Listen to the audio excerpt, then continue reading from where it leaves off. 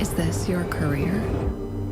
Or is it all about fun? A chance to get away and leave it all behind?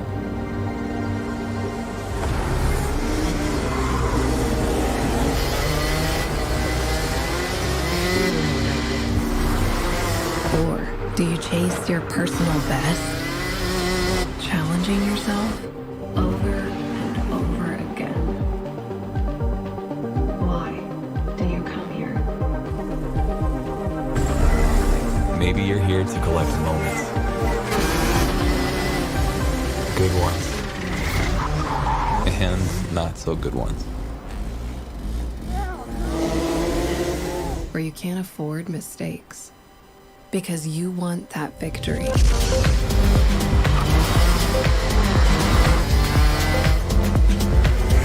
It's all about this one moment when the hard work finally pays off.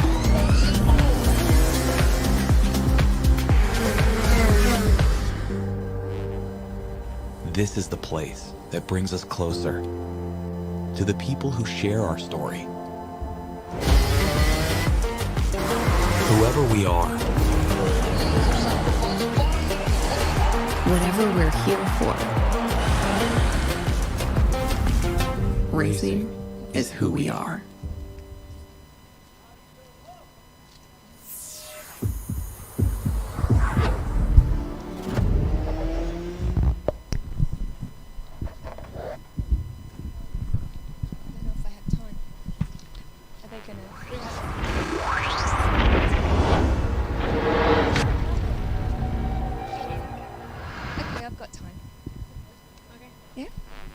Mesdames et messieurs, bonjour, soyez les bienvenus sur le circuit somptueux du Mans, au cœur du circuit de 24 heures du Mans, pour la saison 4 du RMCIT Rotax Challenge International Trophy, avec dans quelques instants le retour des manches qualificatives. Nous sommes le jour numéro 2 sur les 3. Demain, ce seront les grandes finales et j'aurai le plaisir de partager ce micro avec Henry Baudet, qui sera le speaker britannique de cet événement. Bonjour, rebonjour Henry.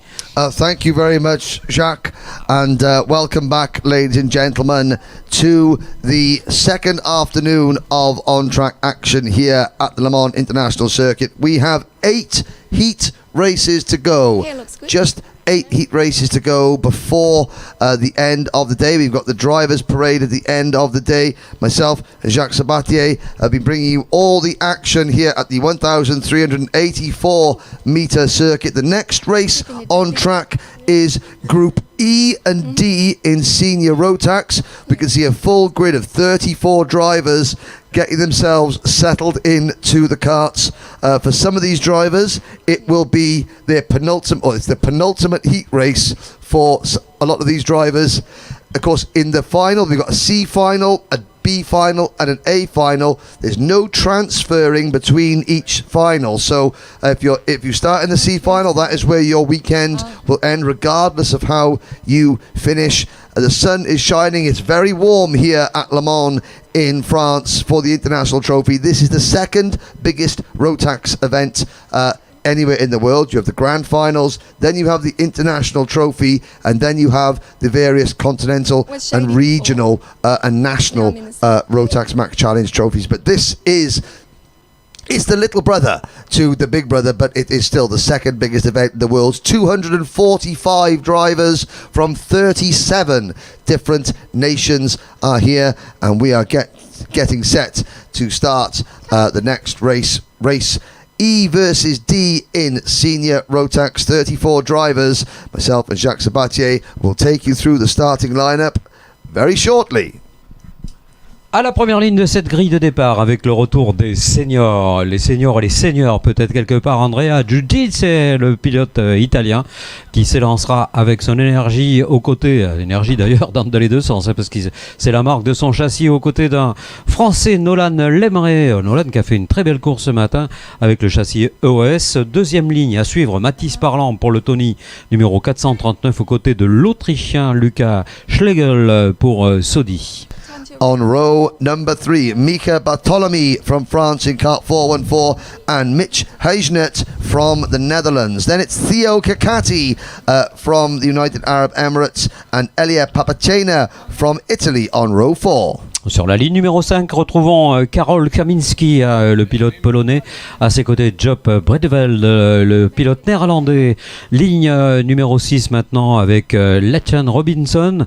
Lacan Robinson, le numéro 426, le pilote des Émirats Arabes Unis aux côtés de Miska Kaskinen. Sur la ligne numéro 7, j'ai dû en sauter une, non ?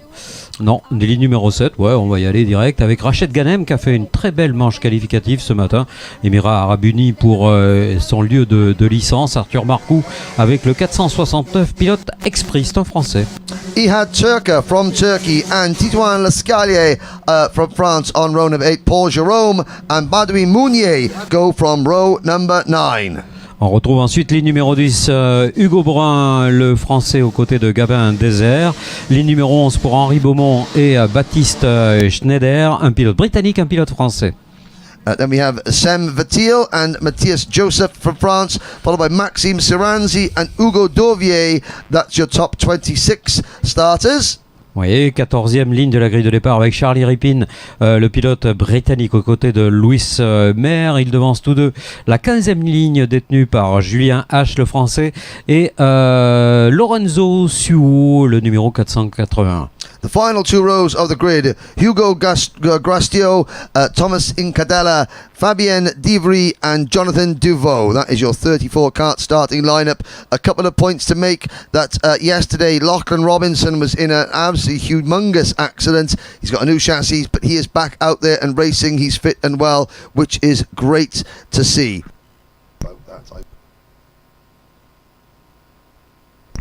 Ouais, Robinson qui, Henry nous le précise, revient d'un accident absolument terrible hier.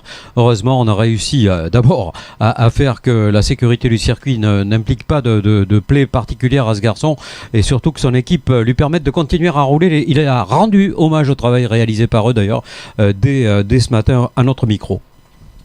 So into the tram line. This will be a 10-lap heat race. Lights are out. We're off and racing. It's a good start from the outside of row number 1. Nolan Lamare trying to hold on to second position. Andrea Giudici has the race lead. The black kart with a blue race suit. Giudici has the advantage into the Curve de Duchamp. And the third position has come the Tony kart of Matthias Parlant. Schlegel on the Sodi kart is 4th place. Then it is the, I think the TB kart of Mitch Heijnet has dropped back a little bit, that bright green machine. But everyone else through the first couple of corners cleanly and out onto the banking. Andrea Giudici still leads. Ils sont 3 à pouvoir s'échapper. Giudici, le Marais décidément de plus en plus en vue en ce moment. Mathis Parlant également. Et on le voit derrière, les écarts sont déjà un tout petit peu creusés. Pas suffisamment évidemment pour empêcher toute envie et toute ambition de retour. Et le premier pointage officiel sur la ligne qui va pouvoir être opéré maintenant à la sortie de cette magnifique courbe des stands. Giudici, Le Marais, Parlant, Barthélémy, Kaminski, Théo, Papacena à suivre le pilote italien. Out of turn number 2, in towards turn 3 on lap number 2. Giudici still leads the Energy chassis, but it's the number 487 team. That is entered by the Foo drivers outfit. So a very dark livery graphics kit. This quite very smart, up close and personal. Nolan Lamare in that blue and white entered number 454 kart. That is a privateer entered driver. Then the Tony kart, the Matthias Parlant. Mika Bartolomei is 4th, and then rounding up that lead group of 5 is Karol Kaminski in kart number 497, the 46 team driver. Yellow flag waving. We've got a driver that is out of their kart down at the exit of Piff Paff, and driver sitting at the side there can't quite see the number, but as they cross the line we have a slow, so we have a full course caution, and je crois que c'est Escalier. yes, it Henry. is. It's Tito Lascalier, and I know his dad is here watching in the paddock, and he'll be going over there. He's actually one of the medics here, but Titoan is sort of obviously he's come out of his kart and he's in a bit of discomfort, but he's got his crash helmet off. He's talking to the marshals.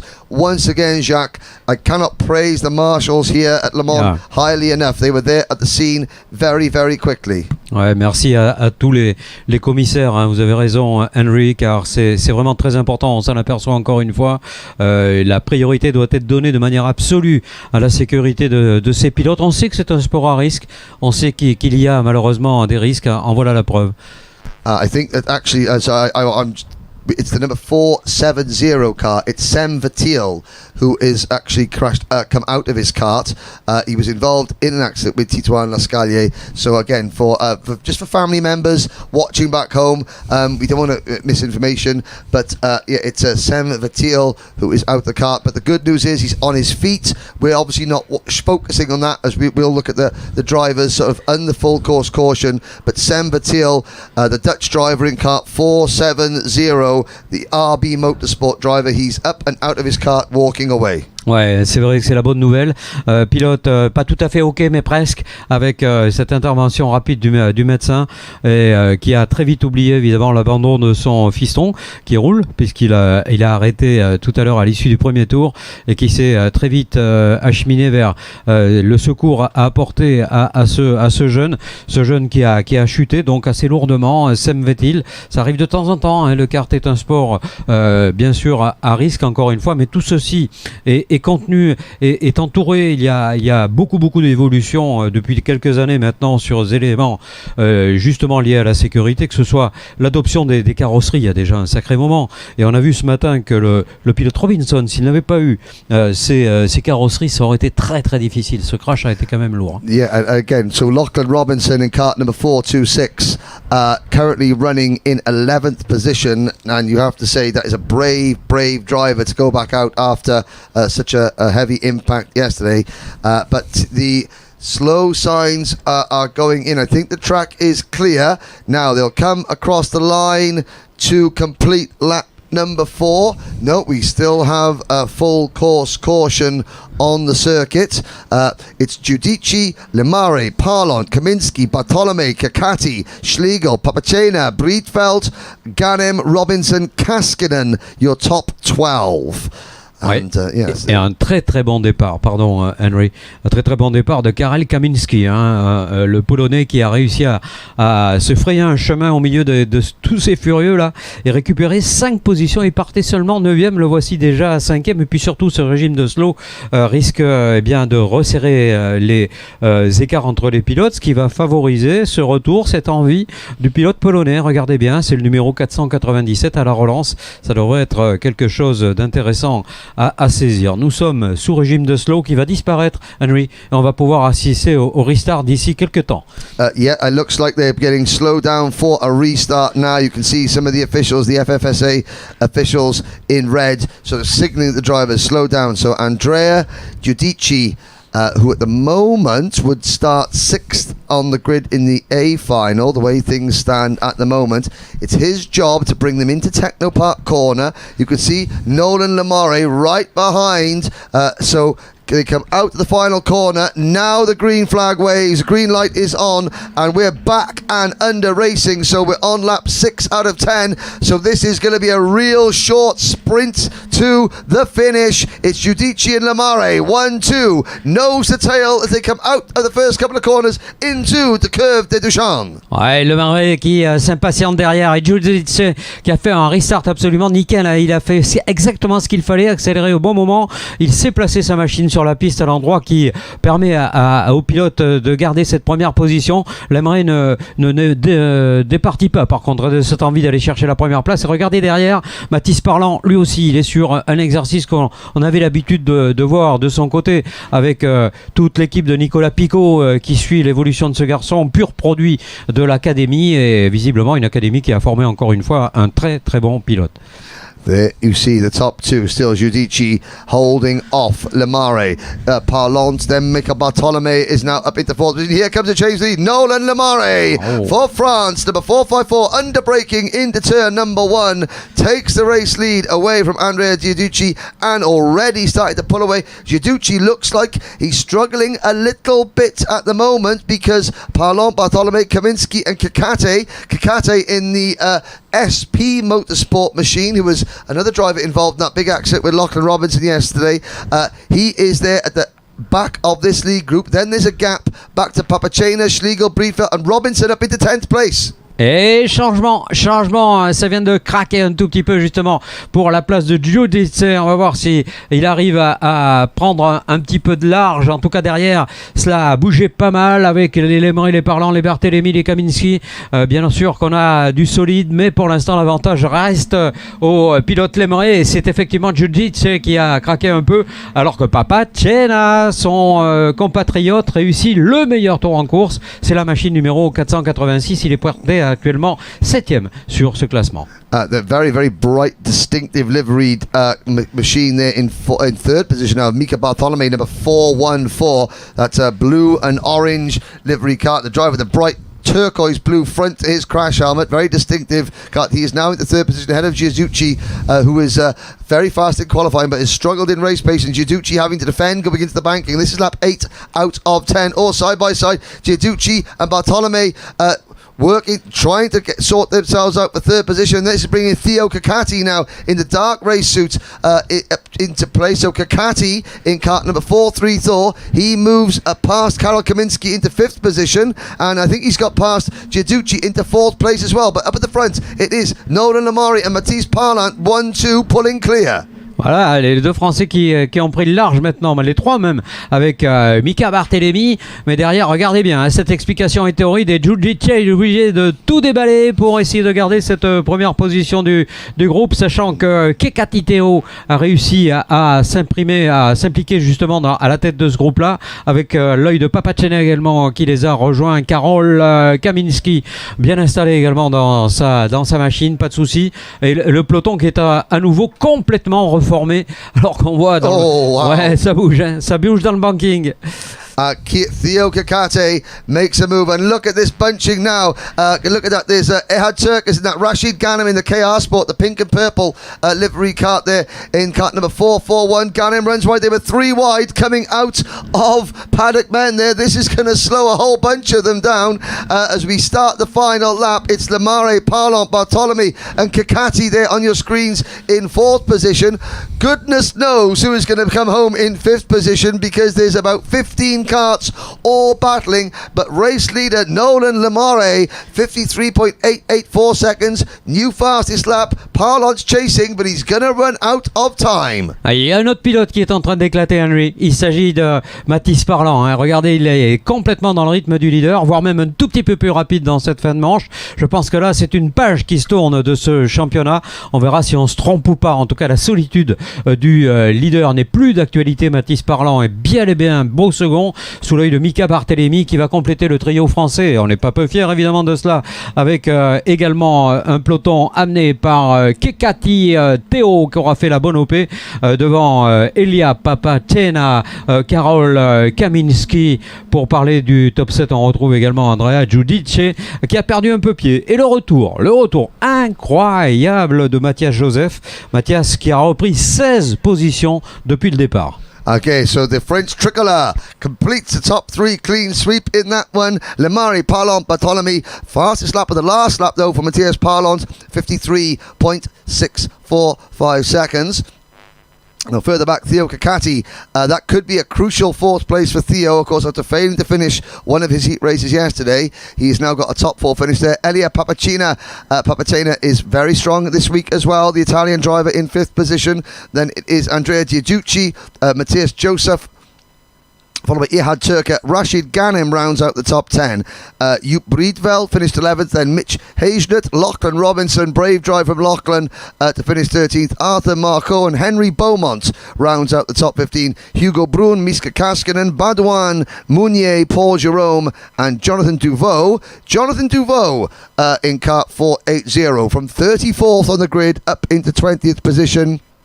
Drivers going the other way include Lucas Schlegel, who dropped all the way back to 21st position, and then we've got Hugo Douvier, Louis Meyer, followed by Gabin Desert, Thomas Incadella. Let's have a look at some of the highlights of this race. And Giudici started from pole position but didn't have the pace, and it was a strong drive from Nolan Lemare to eventually pass to take the win. Voilà, on le voit, le Marais, quand il se porte au côté, au bout de la ligne droite là, du pilote de tête, ça l'a fait un peu craquer. Hein. Il s'est mis à douter du coup. Les Marais en a profité pour prendre un tout petit peu d'avance immédiatement, sous l'œil déjà de Mathis Parlant, alors qu'on revoit naturellement toutes ces attaques derrière. Hein. Chaud, et l'Italien qui craque peu à peu et qui a reculé de quelques places. Mais de toute façon, on sait très bien qu'il est vite. Hein. C'est pas par hasard qu'il s'est lancé depuis cette première ligne de la grille de départ et même en pole position, et puis l'arrivée royale du duo de tête avec d'un côté Lemray et de l'autre côté le pilote Mathis Parlant, sachant qu'on vient de voir passer Sem Vettil qui avait des larmes qui coulaient sur ses joues. Il était très très déçu, mais on est très rassuré par contre évidemment qu'il ne soit pas blessé.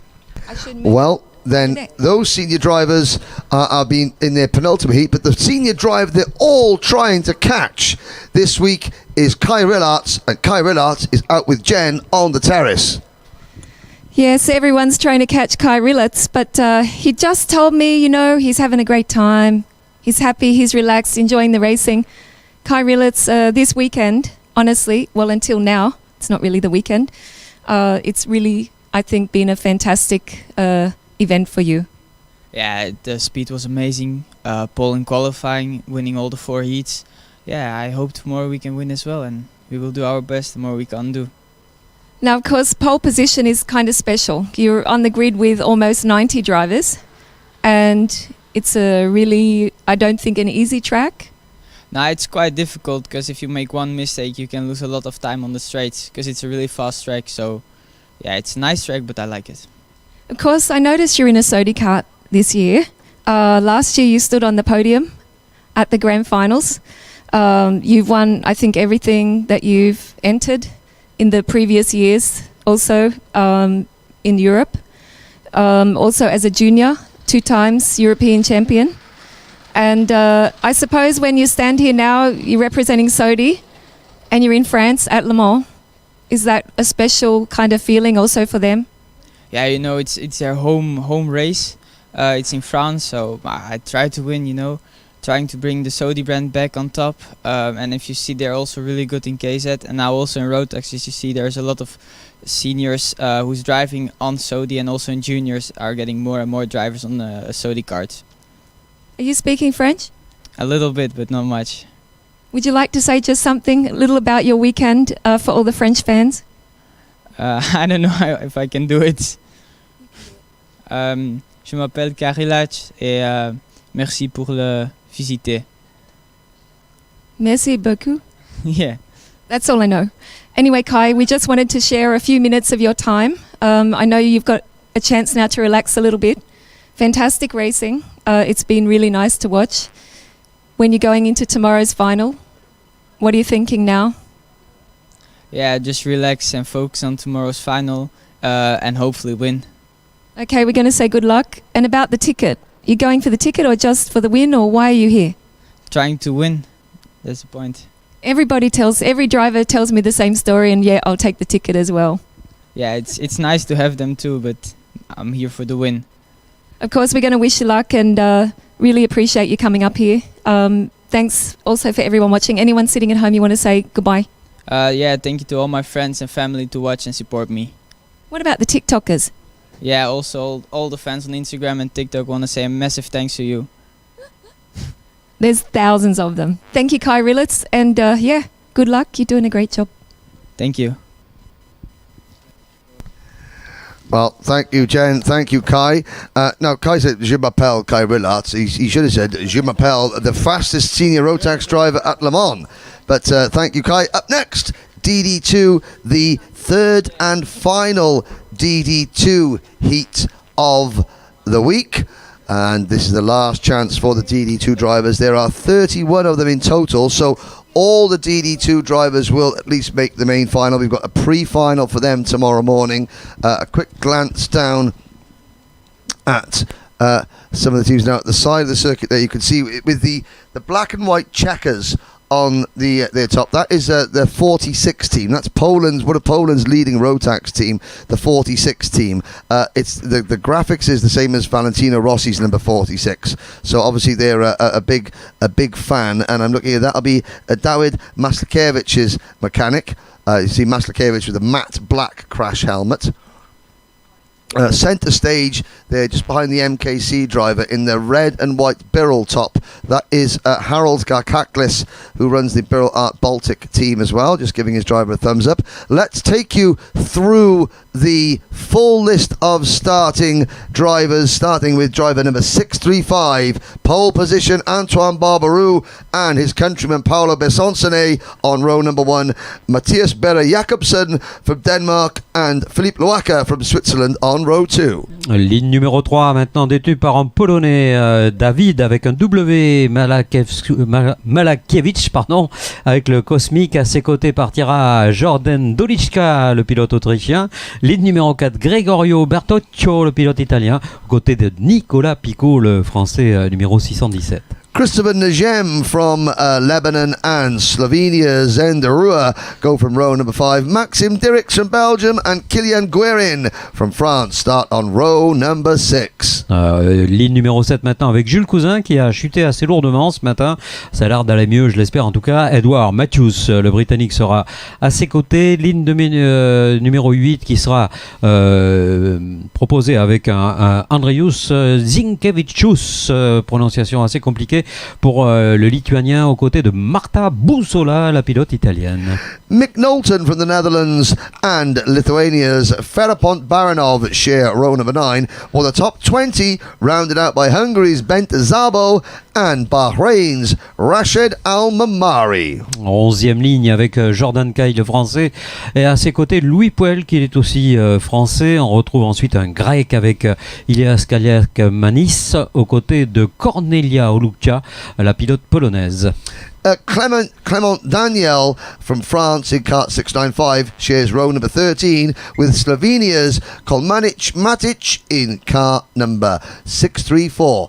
With Imke Arts from the Netherlands on the Birrell ART chassis number 621 and Aymeric Guerin from France on kart 614. They share row 14. 15e ligne pour un pilote des Émirats Arabes Unis avec Kain Sherian aux côtés de Ramirez Juan Camillo, le pilote colombien, et dernier sur cette grille de départ, un monsieur extraordinaire qui a interviewé Jen tout à l'heure. C'est Kyle Kumaran qui est inscrit sous licence des Émirats mais qui vient de l'Inde. Yeah. Now, Jack, are you aware of a cartoon called Johnny Bravo? No. No, okay. I think it's a European cartoon. However, if you look at if you want to know what Johnny Bravo looks like, you just have to look at David Maslakevich, because the two are very similar. You've never seen David Maslakevich and Johnny Bravo in the same shot. That's his nickname. Everyone calls him Johnny Bravo, which, to be fair, is a lot easier to say than Maslakevich. Maslakevich, ouais. I prefer Bravo. Johnny Bravo. But Johnny Bravo starting from 5th position, and he's got a lot of friends and family again.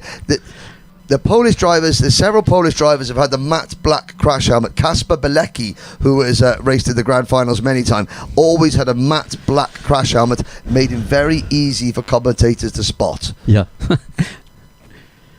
C'est vrai qu'on a quelquefois un petit peu de mal à les reconnaître. C'est pourtant des images merveilleuses que nous offre la production qui nous vient du Portugal. On le rappelle, très très belles images qui sont à chaque fois bien vues, puisque les choix sont faits par Mélina qui réalise l'intégralité de ces championnats. Et merci à eux parce que vraiment ils font un job absolument génial. Allez, tour de formation pour l'instant un peloton qui est complètement disloqué. Est-ce qu'on va juger qu'il l'est un petit peu trop? Je crois pas, parce qu'on devant le rôle des leaders est celui d'attendre. Antoine Barbarou, largement dominateur depuis le début de ce championnat, de cette épreuve, avec un Paolo Besancenais qui a chuté dans la course numéro 1, course numéro 2 qui s'est un peu mieux placé, et la course numéro 3 qui n'a pas d'autre choix que d'offrir à Paolo peut-être le 0 qui correspond à une victoire en manche de qualification. On le lui souhaite de tout cœur.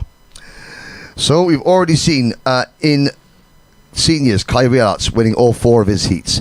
In DD2 Masters, Vivian Pico winning all 3 of his heats. Antoine Barbarou has won both heats so far in DD2 Masters. Can he make it a clean sweep in this next race? Let's see. Lights are out. We're off and racing for 10 laps. Barbarou on the right, and somebody on the left runs very wide, but they managed to hold on to it. That was number 617. That was Nicola Pico.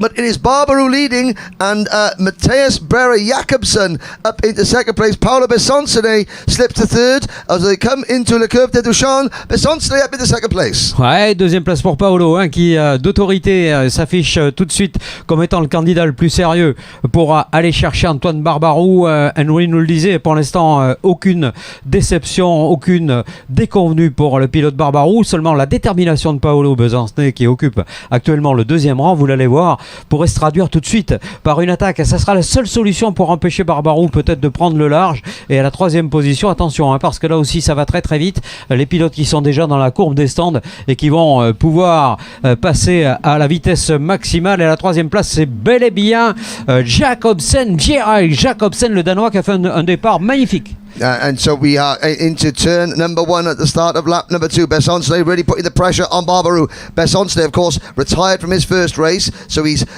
got a lot more points than he wants in the heat points, so he's trying to fight to get a good position in the pre-final. His tyres are a little bit fresher than Barbarou, but look at Berre Jakobsen in third place on that green and white, it's a Tony kart livery, but there's a change to the lead. Besancenais in the lead, Barbarou trying to fight back, but it's Paolo Besancenais, the 2018 Rotax Grand Final champion in DD2, has the race lead. Et ça a changé, Paolo qui est passé, regardez votre Black Helmet à la troisième position, qui là aussi fait une course remarquable. Il s'agit de Maskaskevich, magique sur cette action. On va voir au freinage s'il y a Barbarou qui souhaiterait évidemment voir à quel endroit il peut porter une attaque sur Besancenais. Il sait qu'ils sont de toute façon d'une équivalence absolue de niveau. Il n'y a pas vraiment de dominateur. L'un et l'autre peuvent remporter cette épreuve, c'est sûr, mais psychologiquement, ça va être important de suivre cette bataille des deux favoris pour l'instant. Sous l'œil évidemment attentif de Malaskiewicz, le pilote polonais bien installé au troisième rang. Yep, Maskiewicz up into third position now. RS Competition, the team that runs the number 622 car of Matthias Berre Jakobsen. Oh, and there's a move there for fourth position. That is Zen de Rua, and Zen absolutely sends one up the inside of Matthias Berre Jakobsen. I'm not quite sure it worked. I think so. They're side by side coming through paddock bend. Here's the race leaders, and you'll see, Zen de Rua and Berre Jakobsen, they run each other off the track, and it's Berre Jakobsen that comes back off in front. De Rua back in fifth position, and we've got another battle for the lead, Jacques. Oh là là là là, quel tour incroyable, quel tour très très difficile également pour quelques-uns de ces pilotes. Xen de Rua qui a été quand même un petit peu osé, mais qu'est-ce que c'est beau. Alors que regardez, le trio est formé avec Maskalkiewicz qui est en train de revenir. Le casque noir du pilote polonais, à mon avis, pour l'instant sur un rythme le plus élevé. Il vient de battre le record du tour, et ça n'est pas étonnant que de le retrouver maintenant dans le pare-choc arrière d'Antoine Barbarou, qu'on croyait intouchable, comme quoi personne ne l'est jamais, et que l'évolution de chacune des équipes, justement pour aller chercher ce qui manque, c'est le but des manches qualificatives, et pour l'instant toujours avantage à Paolo Besancenais. Through Technopark corner, now into paddock on lap number 4. Warning flag for Matthias Berre Jakobsen as they come through paddock on to start lap number 4. Lap number 5, sorry. Besancenais, Barbarou and Maslakiewicz, the top three. Maslakiewicz looking very, very strong here, I have to say. The 46 team driver from Poland. That is... what chassis is that? 655. That is a Cosmic chassis in the midst of all that. driven by Johnny Bravo. Then it is Bia Jakobsen in fourth, Derua fifth, Edward Matthews is sixth, the only British driver in the field. Then it's Maxim Dirks in seventh. I'm watching the screen, but I'm also watching the live timing screen as well. But behind Dirks is Batoccio, then Pico, Dolishka, Guerin, Najem, Knowlton, Kuzan and Al-Marmari. That is your top 15. Kyle Kumaran from 31st up to 20th. But you can't take your eyes off this battle for the race lead. Oui, et c'est effectivement de bataille dont il faut parler, mais pour l'instant elle est propre, elle est clean, il n'y a pas de problème particulier. Voilà Barbarou qui vient de se retourner, à mon avis il vient tenter un truc pour essayer d'aller débarrasser Besancenais de sa première position, voyant que pour l'instant le Polonais n'est pas trop menaçant. Je pense qu'il va y aller à un moment ou l'autre. Il est légèrement plus rapide me semble-t-il en ce moment, alors que le Polonais lui aussi est très vite, parce qu'il vient de prendre le secteur numéro 1, et on le voit sur les parties rapides, il est extrêmement efficient, et le Sodi du pilote Barbarou reste évidemment lui aussi d'une efficacité redoutable, et on s'en aperçoit après ces doubles victoires, cette troisième victoire pas tout à fait aussi facilement acquise qu'elle ne l'était particulièrement à la première manche et également en deuxième manche. Now behind these three as they come into Technopark Corner, you'll see two green and white karts flashing across the top of your screens. That is Matthias Berry Jakobsen and Zen Derua. Those two drivers have already had two certainly lively encounters with one another during this race so far, and they're back together on track in fourth and fifth. The one driver looking to benefit from this is Ed Matthews in the number 658 kart, who sits just behind them in sixth position. Now Masliakevich begins to drop away, so it's the two Frenchmen, Bessoncenet and Barbarou, nose to tail, first and second. Masliakevich slipping back now in third position, and it's still Berry Jakobsen in fourth, just in front of Derua in fifth, but Matthews and Maxim Dirks are right there behind them in sixth and seventh. Out on the banking, this is lap number 7 out of 10. Ouais, ça craque un peu pour Maslakevich. Il n'arrive pas à suivre le duo devant, et Barbarou qui me semble, je dis bien, et c'est une apparence en tout cas qui pourrait se vérifier, un petit peu plus rapide que Paolo pour l'instant. Voyons le nouveau passage des hommes de tête avec l'ambition d'aller chercher une nouvelle victoire pour Barbarou qui va essayer par l'intérieur, mais j'ai l'impression qu'il est observateur plutôt, et qu'il va laisser Paolo mener la danse. Va-t-il d'ailleurs tout tenter pour aller chercher cette première position? C'est pas sûr, parce que malgré cette deuxième place, il est largement poleman provisoire sur la pré-finale de demain, donc inutile de vous dire qu'il va pas forcer les choses, alors que le meilleur tour vient d'être réalisé par Kylian Guérin, qui pointe actuellement 11e du groupe. Nicola Pico, after his earlier incident at the very start of the race, running off the track before we got to turn number 1, he has recovered to 8th position. Maxim Dirks, the Belgian driver in kart number 619, the Sheppers Racing driver, he has got past Edward Matthews for 6th position. Masliakevich beginning to close back in a little bit on the top two, but Bessoncenet starts lap number 9 out of 10. Bessoncenet edging away from Barbarou. Masliakevich still third. Now Zen Derua has got past Matthias Berry Jakobsen for 4th position. Jakobsen back to 5th. Then it's Dirks and Matthews. Behind Matthews is a big gap to Pico in 8th. Then Batoccio, Dolishka, Guerin, Najem, Knowlton, Kuzan, Zinkevicius, Almamari, Kumaran up to 17th. Then Daniel Busala, and the top 20 rounded out by Luis Puel. Voilà, Kumaran, l'Indien dont on vous disait tout à l'heure le plus grand bien, confirme que ses propos étaient justifiés par cette remontée de 14 positions depuis la toute dernière place sur la grille tout à l'heure. Il est déjà 17e. Kyle, qui avec beaucoup d'humilité s'est confié à Jen tout à l'heure au micro de cette interview en disant ouais, moi je suis rapide, mais je suis pas le champion du monde pour l'instant en Inde. Je ne suis pas une star, je suis simplement un pilote de kart comme les autres. Seulement, il a été un ambassadeur essentiel en Inde justement pour la pratique de ce sport, et certainement verra-t-on fleurir ici ou là des circuits qui permettront aux Indiens de pouvoir venir s'exprimer dans ce type de championnat. Attention, meilleur tour pour Antoine Barbarou qui vient de lâcher la meute là. Il va falloir le faire. Il reste quelques virages seulement pour aller chercher une éventuelle victoire. Regardez, je pense pas qu'il y ait de vicissitude ni de velléité particulière dans l'esprit du pilote Sodi. Je pense qu'il observe un excellent, évidemment, Paolo Besancenais, et il ne cherche pas à y aller. Il aurait pu là peut-être aller chercher l'aspiration. Je pense qu'il ne le fera pas. Beaucoup d'intelligence de la part de Barbarou, et c'est Paolo Besancenais qui va remporter cette épreuve. Out to the final corner, Besonsone withstands the pressure. Antoine Barbaroux set the fastest lap of the race on the penultimate lap, really closed in, but Besonsone was able to just hold his nerve, didn't make any mistakes, and Barbaroux does not remain perfect. So Kai Rillarts and Vivien Cousin-Picot are the only two drivers who have won all their races in the heats this week. There is the number 605 driver of Paolo Besonsone, victorious, and he needed that win after a retirement from the opening heat race yesterday. Masliakevic comes home in third position. Now, behind the top three, well, we were focusing on there, obviously Zen de Rua and Matthias Berre Jakobsen, they became acquainted with one another for a third time, because coming across the line instead of them in fourth place was Maxim Dirks, Edward Matthews in fifth, Berre Jakobsen is sixth, De Rua finished down in ninth, Nicola Pico finishing seventh. As you can see on your screens, the rest of the runners, but just here for this, at the circuit, Batoccio in ninth, De Rua, Batoccio eighth, De Rua ninth, Jordan Dalishka in 10th, then Mick Knowlton, Jules Cousin, Kilian Guerin, Christopher Najem, Zinkevicius, Al-Mamari, Kumaran up 14 places to 17th, then Clement Daniel, Luis Puel and Philippe Luaka rounding out the top 20. Here is a look now. Look at the left-hand side of your screen. Nicola Pico gets shoved by one of those other drivers. I think that might have been who was starting directly behind Nicola Pico in that race. So look, what was the DD2?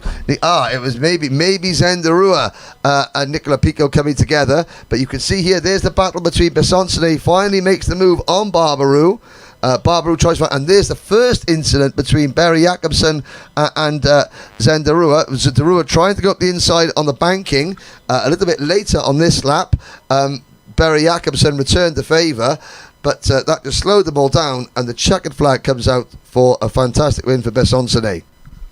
Voilà, et on a une petite idée, même une bonne idée de ce que seront les 4 premières lignes de la grille de départ de la pré-finale demain. La première ligne qui sera détenue côté Paul par Barbaroux, ça c'est pas une surprise évidemment. Par contre, à ses côtés, c'est Maskakiewicz qui a été le plus régulier, 11 points de marqués, pas beaucoup devant Bertoccio, le pilote italien, Matthews, qui a fait une très très belle course, hein. Il est remonté de 9 rangs, partira logique deuxième ligne de la grille de départ.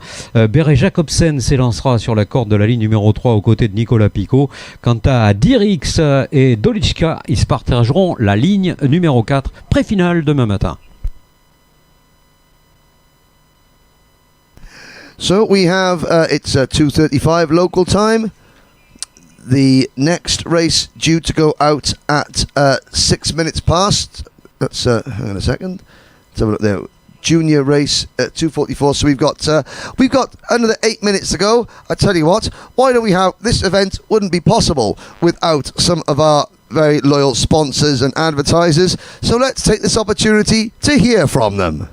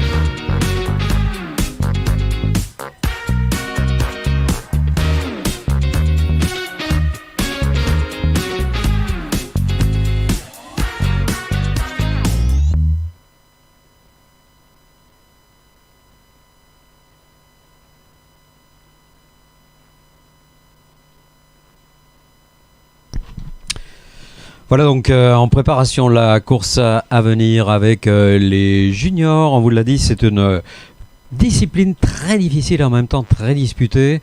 Beaucoup de ces pilotes sont en âge commun avec également le mini, c'est-à-dire que on peut débuter en junior avant d'avoir terminé sa carrière en mini, mais il faut avoir au moins tout bonnement 11 ans. Ça fait pas beaucoup quand même, 11 ans pour les pilotes les plus jeunes dans ce groupe, mais rien n'y paraît lorsqu'on les voit en piste avec la visière baissée. Croyez-moi, c'est peut-être la catégorie la plus rude, la plus dure, celle qui offre les batailles peut-être sous surveillance la plus serrée des stewards qui sont là pour vérifier qu'on ne prend pas trop de risques tout de même et qu'on ne brise pas l'équité sportive au sein du groupe.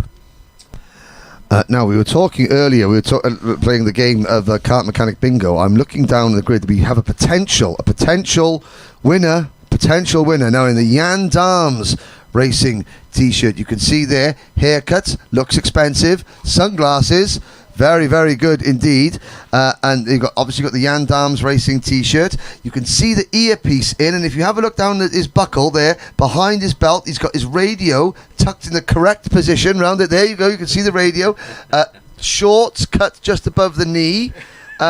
All we have to wait to see is, does the Darms Racing mechanic have some brightly coloured trainers? Let's have a look. He's going to come round. He's going to do the front of the cart. If he's got a brightly coloured pair of trainers on, then we could have a winner.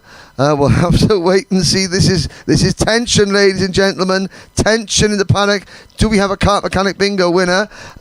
Jan Darms, he's got his tyre pressure gauge round his head. Oh, he's not playing the game, is the Jan Darms mechanic. We want to see the trainers. If we've got a brightly coloured pair of trainers, then he's a winner. He's smiling. Let's have a look at the brightly coloured pair of trainers, Mr. Jan Darms mechanic. What colour are your trainers? Let's have a look at you. He's smiling. He knows I'm talking about him. Oh, they're black. Oh, he's let himself down. Plain black trainers. Boo. We need bright pink trainers. So still no Kart Mechanic Bingo winner. Never mind. On with the racing. Let's get back to the task in hand. C'est bien, Henri, de laisser une place pour les mécaniciens. Il est mort de rire. Hein. Il a bien compris que c'est à lui que s'adressait ce message. La première fois qu'on entend un commentateur parler des mécanos à ce point-là, mais quelle bonne idée, quelle très très bonne idée. Et je pense qu'ils se reconnaîtront à tel point. Ils sont indispensables dans la réussite d'un pilote, qu'il soit mécanicien, manager et consort. Un sport d'équipe en fait, hein, quelque part. Pas un sport individuel et encore moins un sport individualiste. Yeah, and so we think obviously the drivers is what we focus on.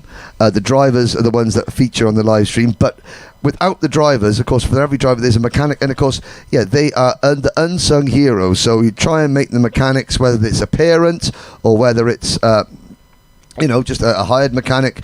I mean, there's brothers who are mechanicking for drivers, sisters who are mechanicking, mums who mechanic. Try and make the mechanics of all of them just feel as much a part of the event as the drivers, because every time we see an accident on screen, we see a driver walking away, but there's a mechanic who's then got several hours of work to try and get that kart ready. So we try and have as much fun with the mechanics as possible and as much laughter, but now the drivers are left to do what the drivers do best, and that's race. We've got 31 drivers. This is Junior Rotax Group A and Group D. Let's have a look at the starting lineup. Alors, cette première ligne de la grille de départ avec Austin Lee, le pilote exprès numéro 272, c'est un Allemand. Il partira aux côtés de Roméo Roussel, le pilote français numéro 233. Derrière eux, il y aura Felipe Folk, le pilote néerlandais avec le TB Kart, aux côtés du français FA Kart, amené par Oscar Guccio. Noah Janssen from Germany starts at the inside of row number 3 alongside Baptiste Michaudière on the outside of the third row. Tino Siedler from Switzerland and Frenchman Tom Dussol start from row number 4. La numéro 5, on retrouvera Arthur Raffanel qui est le neveu de Pierre-Henri Raffanel avec un Alonso Kart aux côtés de Lisa Billard, excellente Lisa Billard avec le Cosmic numéro 212. On retrouve ensuite sur la ligne suivante Mikkel Pedersen, le pilote Saudi numéro 254 aux côtés de Léon Zelenko, le pilote Express numéro 251. Il est HRV. Croatia. Ah, ok.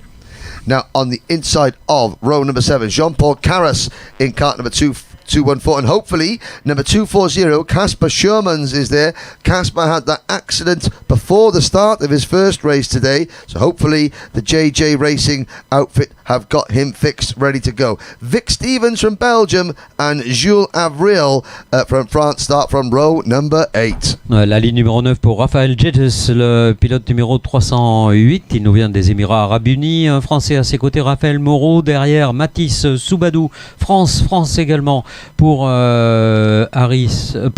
pour Matteo d'Auvergne. Bah oui, on le connaît bien, le jeune Matteo. Yam Pinto from Israel and Tyler Harris from the United Kingdom start from row number 11. From Colombia, Pedro Arango and Thomas Ingram Hill from the UK on row number 12. Ligne numéro 13 pour Federico Zari, le pilote italien, aux côtés d'Hamza Malfayez, le pilote Tony numéro 229. The last couple of rows of the grid we have Alicia Canessa, Oscar Do Marcolino and Paul Grisel. I do believe, as I look on my timing screen, that we have a full complement of drivers, all of whom have made it out, which is good news. Great news for Kasper Shermans. His team have got that kart fixed after that earlier incident, and we can now get ourselves settled in for, hopefully, this is the penultimate junior race. So this is the last heat for all these drivers. Christopher Fagali has won both his heats so far. He's the only undefeated driver in juniors. George Kafantaris, Maxim Shirko would start the A final, second and third. Leon Zelenko, Colin Vajny, Romeo Roussel, Lawrence Herberts and Maxence Bouvier are all in the top 8 in the current point standings as things stand. But this is the last race for Group A and Group D.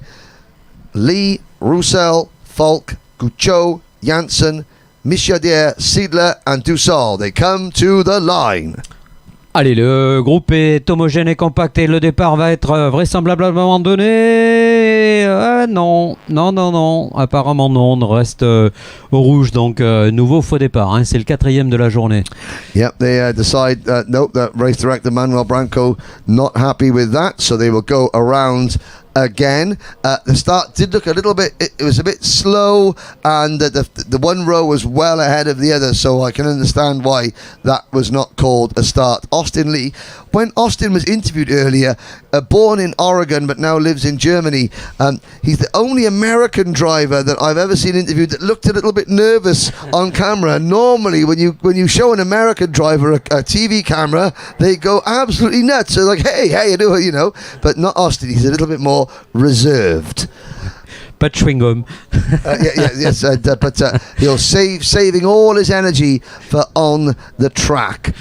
Lee, Roussel, Falk, Guccio, then Janssen and Baptiste Michadier. Looking a bit further back, number 2. No, he's not in this race. Is the number 293 driver, but Noah Janssen.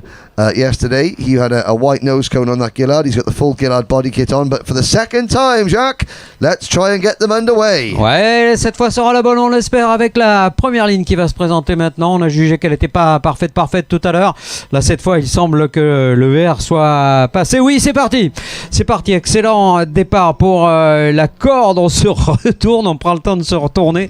Ellie va être réalisateur du all shot. Meilleur départ pour le pilote qui était en pole, Austin Lee, à la relance maintenant, et déjà un petit peu d'avance pris pour celui qui a raté ses qualifications. On peut appeler un chat, et Austin Lee qui n'apparaît pas dans le top 8 pour l'instant du classement provisoire, alors qu'il était un solide poleman durant les qualifications. Really good, clean start from most of the drivers right at the back of the field. A couple of drivers come to grief, but at the front we've got a breakaway of 4 drivers. Austin Lee, and it looks like the Romeo Roussel is there. So is the bright green TB kart of Philippe Falk, and they're the top 3 coming down the Chemin Obouf Straight with in 4th position. I'm trying to see, is that Oscar Guccio in 4th place? I think it might be, but it's Austin Lee, the pole sitter, leading out of the final corner to complete lap number 1. Roussel, Falk, Guccio, and here comes a change. Romeo Roussel and Felipe Falk take first and second. Lee runs wide. Oh, we're 3 wide coming out of the first corner. Sharp intake of breath. Somehow they all make it through. Roussel leads. Ah, Lee, il a craqué un peu là, il a pas eu la bonne technique, la bonne stratégie, il a perdu pas mal de positions, mais il est vrai que l'attaque de Roussel était quand même assez scolaire, assez académique et en tout cas parfaitement réussi. Roméo Roussel qui va pouvoir maintenant non pas prendre le large parce que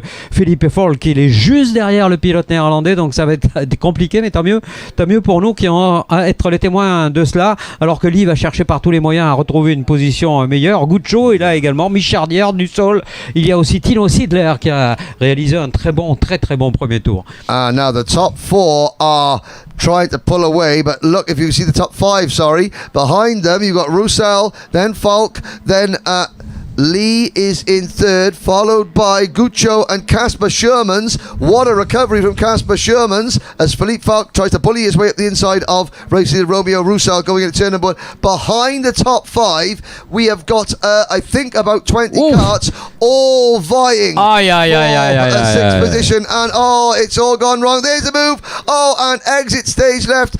Felipe Falk. What did you see there, Jacques? That was just too many karts and one racing line. Ouais, il y avait 3 karts sur la même ligne, ça ne peut pas le faire. Et malheureusement, il y en a un qui vient de tomber. On va regarder de qui il s'agit. C'est un pilote Tony, mais il est apparu rapidement.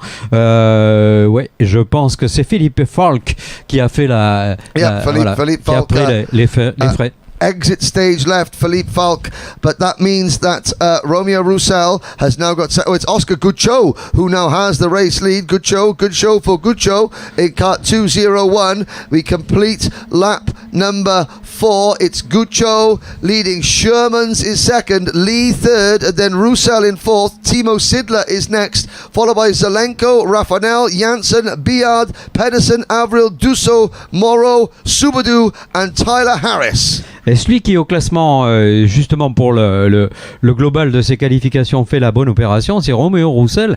Roméo qui pour l'instant n'était crédité que du 7e rang, va faire un bond certainement sur cette ligne de départ, grille de départ de la pré-finale demain, on l'espère en tout cas très sincèrement, parce qu'il fait vraiment une progression intéressante, alors que le duo est toujours formé avec Guccio et Shermans. Shermans sur le freinage du Technopark. Belle initiative, ça n'est pas passé de justesse, et ça y est, cette fois c'est fait. Superbe attaque là du pilote qui était à la 2e position jusqu'ici, et donc Casper Schwarzman prend le leadership de cette épreuve qualificative dernière pour ces pilotes là. Well, the driver that didn't even start his first heat earlier on today now finds himself up into the race lead, and going through into second place is Austin Lee, the pole sitter, back up into P2. So at the moment, that is the 240 kart of JJ Racing's Casper Sherman and his teammate Austin Lee running 1-2, so the Dutch team will be happy. Third is Oscar Guccio, and now Austin Lee back to the front, up on the banking. Austin Lee back to the race lead. Sherman's down to second, Roussel third. It's Guccio third, Roussel in fourth, but having to defend, and things are getting very tetchy up at the front. Huge group of drivers, something's gotta give. Et on a vu cette explication absolument somptueuse, amenée maintenant par Austin Lee qui a retrouvé la première position. On a cru que ça allait craquer complètement au moment où il avait perdu 3-4 places, et maintenant ça va nettement mieux avec toujours Schwarzman sous la menace de Guccio. Ça ressort, c'est difficile, on voit que cette catégorie est décidément l'une des plus hard, on va dire, l'une des plus disputées, peut-être celle qui est la plus homogène, on verra qu'ils sont pour la plupart purs produits de chez Rotax, du Rotax Match Challenge, avec des participations en micro, en mini pour certains de ces pilotes. Austin Lee en tout cas retrouve le premier rang. Out onto the banking we go. It's the second half of this race. Still Lee now beginning to pull away ever so slightly down the back straight. Guccio under a little bit of pressure, runs a little bit wide going into Technopark, but Sherman's not close enough to capitalise. Then it's Roussel into fourth place. Timo Sidler, Leon Zelenko is now moving into contention, and you can see there's still the top 2, 4, 6, 7 drivers nose to tail, then a gap back to that Gillard chassis of Noah Janssen in 8th. Behind Janssen is Dussol, Moreau, Stevens, Sidler, Avril and Harris. Ouais, Tino Sedler qui a perdu pas mal de positions dans ce tour-là. Tino, le pilote suite qu'on a vu sortir du parking avec un petit peu trop d'excès, un petit peu trop de trajectoire qui n'était pas idéale. Et là, la sanction, elle est payée cash. Il n'y a même pas de paiement à 30 jours. Là, c'est direct. Avec Matteo d'Auvergne qui, là aussi, est en train de faire un beau parcours. 5 places de reprise pour le dossard numéro 228 et le meilleur secteur numéro 1. C'est plutôt bon signe, ça. Now we're on to lap number 7, on to Shemin Albouf Straight. Looks like Austin Lee and Oscar Guccio are beginning to stretch away with Sherman's in third. This is the battle for fourth positions on our screen, and it looks like Leon Zelenko has got past Romeo Roussel. In fact, that is Zelenko and Roussel now getting past. It's side by side. That's Oscar Guccio's teammate. Is that Mikkel Pedersen? No, that's Arthur Raffanel getting involved. Oh, la bataille devant est somptueuse encore une fois. Lee Guccio, Schwarzman et tout le monde revient. Du coup, ça recolle avec Zelenko qui est en train de revenir. Il amène Romeo Roussel, il amène Arthur Raffanel, Mikkel Pedersen pour parler du Danois. Bien malin qui saura dire qui va finalement remporter cette épreuve. On aurait tendance à mettre un petit billet sur le pilote Austin Lee, mais ira-t-on jusqu'au bout comme cela? Parce que vous voyez que Oscar Guccio est très très menaçant derrière au deuxième rang. And there's a move for third place. Zelenko now takes over P3. So Zelenko, let's have a little look in kart number 251, and that is it. So it's a JJ Racing 1, 2, 3. But we've got a German, a Frenchman, a German, a Dutchman, and a Croatian. Oh, and there's a problem. That's Roussel getting spat wide coming out of Paddock Bend, and I couldn't quite see who he was caught up with there. It may have been Oscar Guccio. Oh, the two leading French drivers in the race have tripped over one another. It means as we start lap number 9 that we've got Austin Lee and Casper Sherman's clear of Leon Zelenko in third position. Into fourth place now has come the Sodi kart of number 254. That is Mikkel Pedersen, the J3 competition entry of Pedersen. Tom Dussol is next. Then it's Janssen, Moreau, Stevens, Raffanel down to 9th. Ah, quel dommage pour le jeune Guccio qui avait mérité mieux. Bon, ça fait partie de la course. Alors attention, mesdames et messieurs, Leon Zelenko vient d'allumer le feu là de cette manche. Alors certes, il ne va pas la remporter, il va rester seulement un petit tour pour rallier l'arrivée, mais on aura bien vu ce record du tour, hein, établi à l'issue de ses derniers passages, 54 775 pour boucler le tour. Il pilote le kart numéro 251 et on le voit arriver à la troisième rang, mais vraiment, il a des choses à nous montrer durant ce week-end, c'est sûr. On s'aperçoit de ce retour absolument magistral. Zelenko qui partait beaucoup plus loin, il partait en 12e position sur la grille de départ. Il est maintenant capable d'imprimer son rythme. Avec Pedersen également, quand même un petit peu la même attitude. Mikkel Pedersen, le pilote danois, qui est actuellement 4e.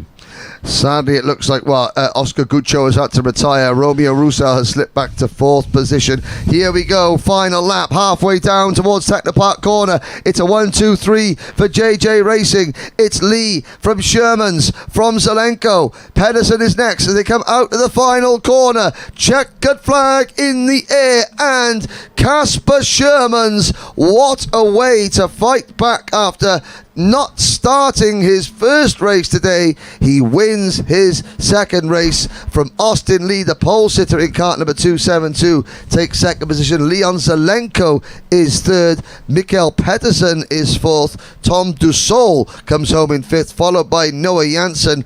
Vic Stevens finishes in 7th place. Raphael Moreau is 8th. Arthur Raffanel is 9th. The top 10 rounded out by Matthew Dauvergne.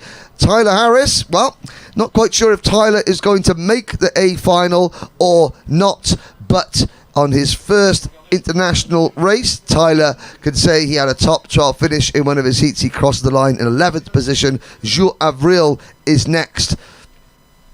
And then Romeo Roussel.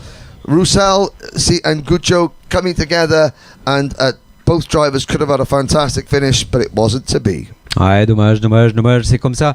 Et quelle course à rebondissement avec Casper Schwarzman qui revient de la lointaine 14e position et qui s'empare de la victoire.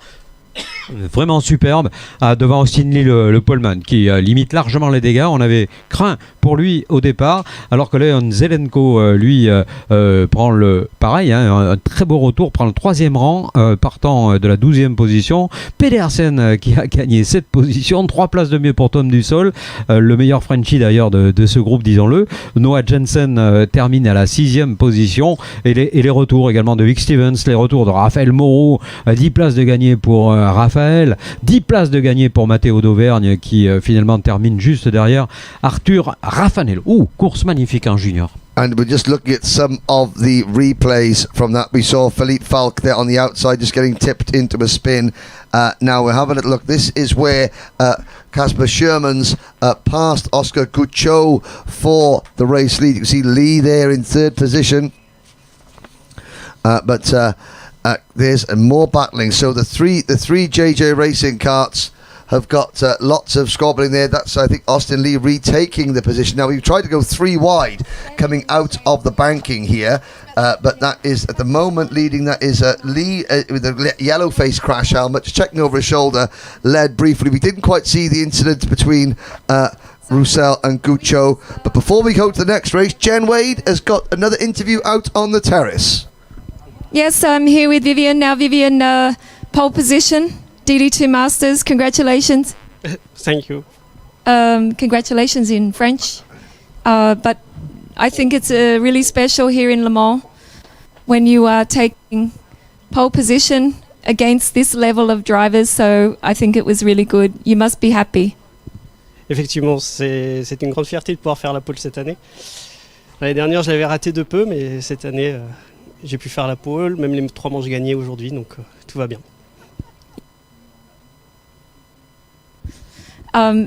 There we go, my microphone's working. And of course, when you think about this event, international trophy, racing against good drivers, why are you here? Are you here for the competition, because you want to win, because it's in France, or for the ticket? For the 3 reasons. All the reasons, okay. Because that's my question to everybody today. It has been, what's the real reason? Now, of course, it is in France, it is Le Mans. Is it a difficult track? Is it a challenging track, especially under these conditions? It's really, really hot.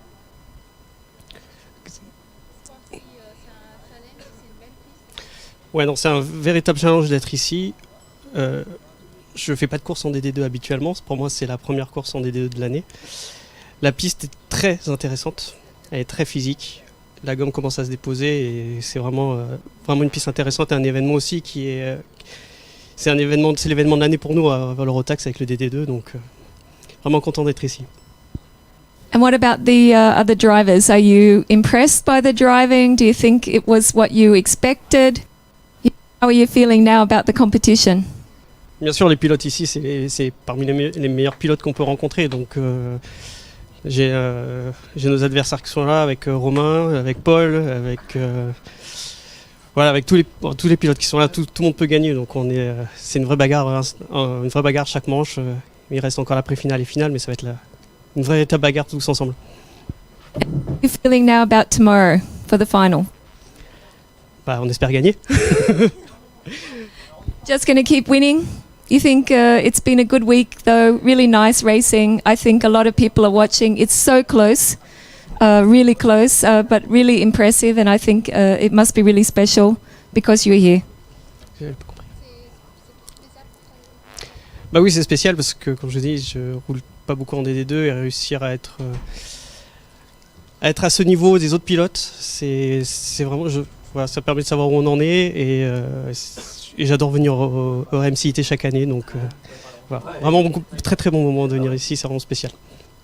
I'm going to say good luck for tomorrow and congratulations once again for pole position and also for some fantastic racing. Thank you very much. Well, that's great to hear from Vivienne Cusack-Pico. Now, Nicola Pico is up here. I just want to say very quickly, Nicola, I know you a long time and we're good friends. How does it feel to be the second fastest member of your family here this week, not the first? Yes, it's a life, but in DD2 it's a very hard race and I don't have the speed. and I work for tomorrow for a better speed for the final phase. There we go. But again, he's very proud of his stepbrother as well. I noticed in the paddock there's a lot of coaching going on, which is good to see. But good luck tomorrow, Nicolas. Maybe be as quick as your stepbrother. Maybe be as quick as Vivienne. Maybe. Yes. ok, merci Nicolas. C'est Jacques in French, parlez de France. Et Mathis, alors comment ça se passe? Ça va bien, mais hier il s'est un peu précipité dans sa deuxième manche, donc il est dans un accrochage malheureusement, donc il est reparti dernier, il est bien remonté. Là ça va, la performance est là, tout le matériel marche, maintenant c'est à lui de faire le travail, d'être bien dans sa tête et de rouler avec sa tête et être patient, parce que la vitesse elle est là, mais c'est son manque de roulage, son manque de course qui fait ce problème aussi, du fait qu'il roule jamais quoi. Merci Nicolas Picot, un expert évidemment de cette discipline. And now looking down at the dummy grid there.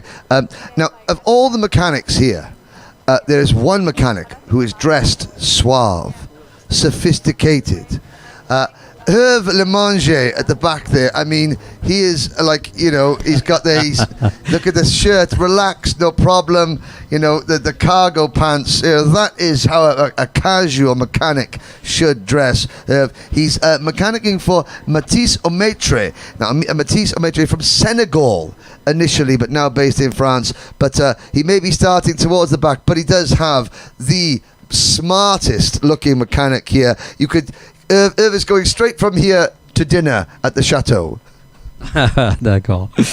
Et il est habillé alors différemment des autres. Il est un petit peu moins rock'n'roll, on va dire, mais bon, allez, Hervé Le Ménager, on le connaît dans d'autres cadres et à d'autres titres, et on l'apprécie d'autant plus, naturellement, de voir qu'il s'intéresse de près aux performances d'un pilote qui doit absolument progresser, naturellement, puisqu'il va partir sur la toute dernière ligne de la grille de départ. Yes, 30 drivers set to start. Colin Ważny on pole position, kart number 262 from Poland. Matej Radenkovic from Belgium on the outside of row number 1. Christopher Figali from Lebanon on the inside of row number 2. And Scott Marsh, his Dan Holland Racing teammate, on the outside of row 2. Sur la ligne numéro 3, Georgios Kafaran-Taris, le pilote grec, a fait des belles choses tout à l'heure. Alexander Kugnovic sera sur la ligne à ses côtés. Sur la ligne numéro 4, c'est la suivante, Alan Lanfray, le pilote français, aux côtés de Maxime Chourko, le 235, il est lituanien.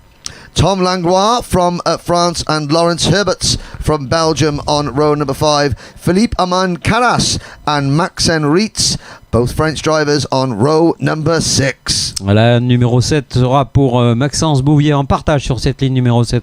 Pilote Saudi, Maxence, en partage avec Max Schutberg, le pilote britannique.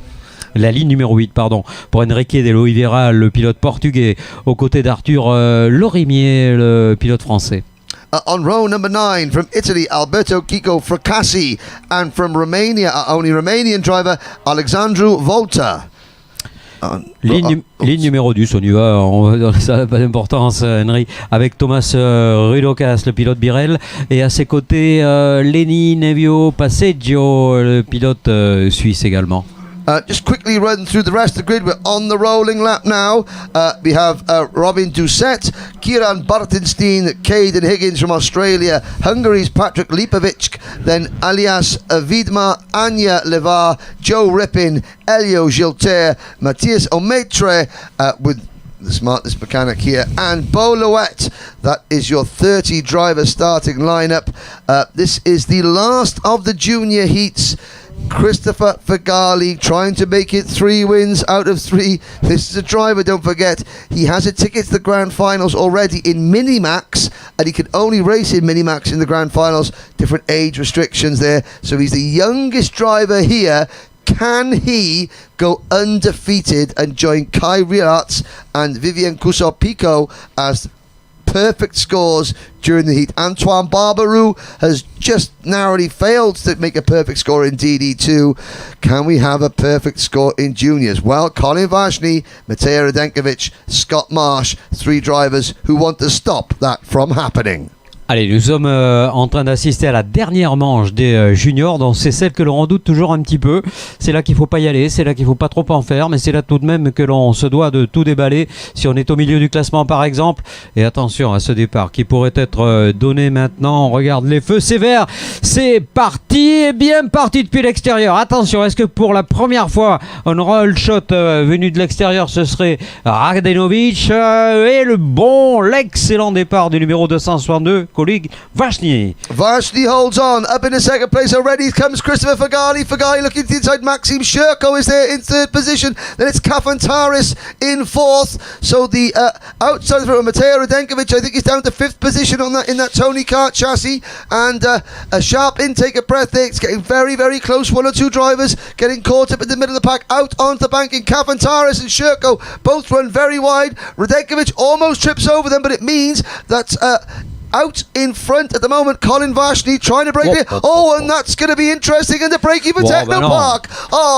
That is Kafantaris, Radenkovic, both out breaking each other. Poor old Maxim Shirko on the red and white Birrell just gets shoved out of the way. Ça chauffe un petit peu trop peut-être au goût des Marshalls. On va voir cela tout à l'heure. Vashni, Fegali à la deuxième position, Lanfred Scott Langlois, Bokunovic pour une explication absolument torride, alors qu'on retrouve derrière également de belles bagarres avec Airbots, Lawrence Airbots, le pilote belge au 7e rang, bien revenu, 3 positions de gagné. Oh là, ça s'excite un tout petit peu là, je trouve que c'est un peu trop tendu et ça n'ira pas jusqu'au bout pour certains de ces pilotes, c'est une évidence. Il va falloir calmer les esprits, calmer le jeu, car la course est loin d'être terminée d'une part pour cette journée et également évidemment la pré-finale demain promet d'être terrible. Vashni, Fegali, la lutte à couteau tiré devant. Here comes Christopher Fagali to the inside of Colin Vashni for the race leader, Technopark. He makes the move. Great move from Christopher Fagali. Vashni slots into second place. Now, new names up near the front of the grid. Alain Lanfray in the sort of pink and silver liveried number 236 kart. That is one of the Sonic, the Pierre-Jean Spalletti entered kart. I think that's Sonic Racing. There's a move behind him. So that's Scott Marsh now moving up into third position. So Scott Marsh moves past Lanfray into third. Behind the top three, Tom Langlois is fourth. Alexander Bogunovic is in sixth position. Kafantaris is seventh. Karas eighth. Bouvier ninth. Radenkovic down to 10th. And I'm just going to check to see where poor old Maxim Shirko is. The answer is that the Lithuanian driver in kart 236 is all the way back in 16th position.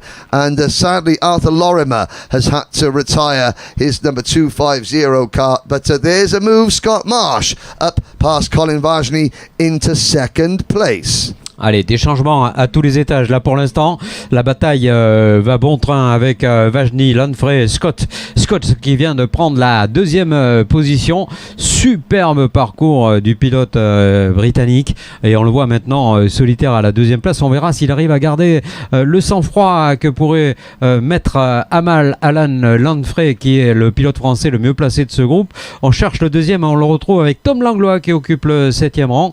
Une course encore une fois très difficile et on confirme que les juniors ce sera sans doute une des catégories les plus à risque, hein, c'est clair. Now of course we're talking about Christopher Fagali being the youngest driver in this class. Well, one of the other youngest drivers in the class is Scott Marsh. Scott Marsh in the UK only races Minimax. But of course, there's in the age rules in Europe are different, so he's allowed to race juniors in Europe, and they're doing. Scott's family, they're just doing this year as a test. They weren't expecting anything from it. So the two drivers that lead the international trophy at the moment are two drivers who came here just for a bit of practice ahead of next year, because Minimax is their focus this year. But look at this going back. That is Mateo Radenkovic, I think, losing another place there. Tom Langlois in the blue race suit, George Kafantaris rather in the blue race suit, moving up past the Tony Kart of Alexander Bogunovic.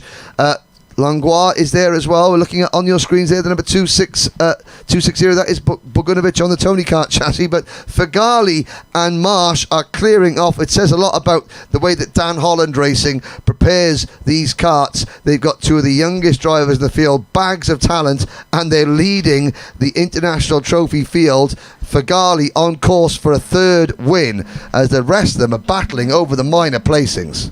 Alors, et Henri qui nous précisait évidemment que les deux pilotes qui dominent cette course sont tout simplement parmi les plus jeunes, si ce n'est les plus jeunes, puisqu'ils sont tous deux issus du Mini et que ce transfert s'est opéré avec tout le succès que l'on voit, que l'on aperçoit. Fegali qui pourrait, s'il va jusqu'au bout comme ça, eh bien, être tout simplement avec 0 point, c'est-à-dire qu'il aura gagné chacune de ces épreuves. Donc ça ne trompe pas, évidemment, c'est le signe d'un avantage évident. Maintenant, attention, on va pas aller trop loin en besogne sur les pronostics toujours hasardeux de la veille des phases finales. C'est demain que ça compte, mais là pour l'instant regardez cette avance, c'est absolument énorme, c'est même inquiétant pour la concurrence. Là voilà, à l'image cette concurrence en battle avec Lanfrey, avec Vachny, avec Kafantaris.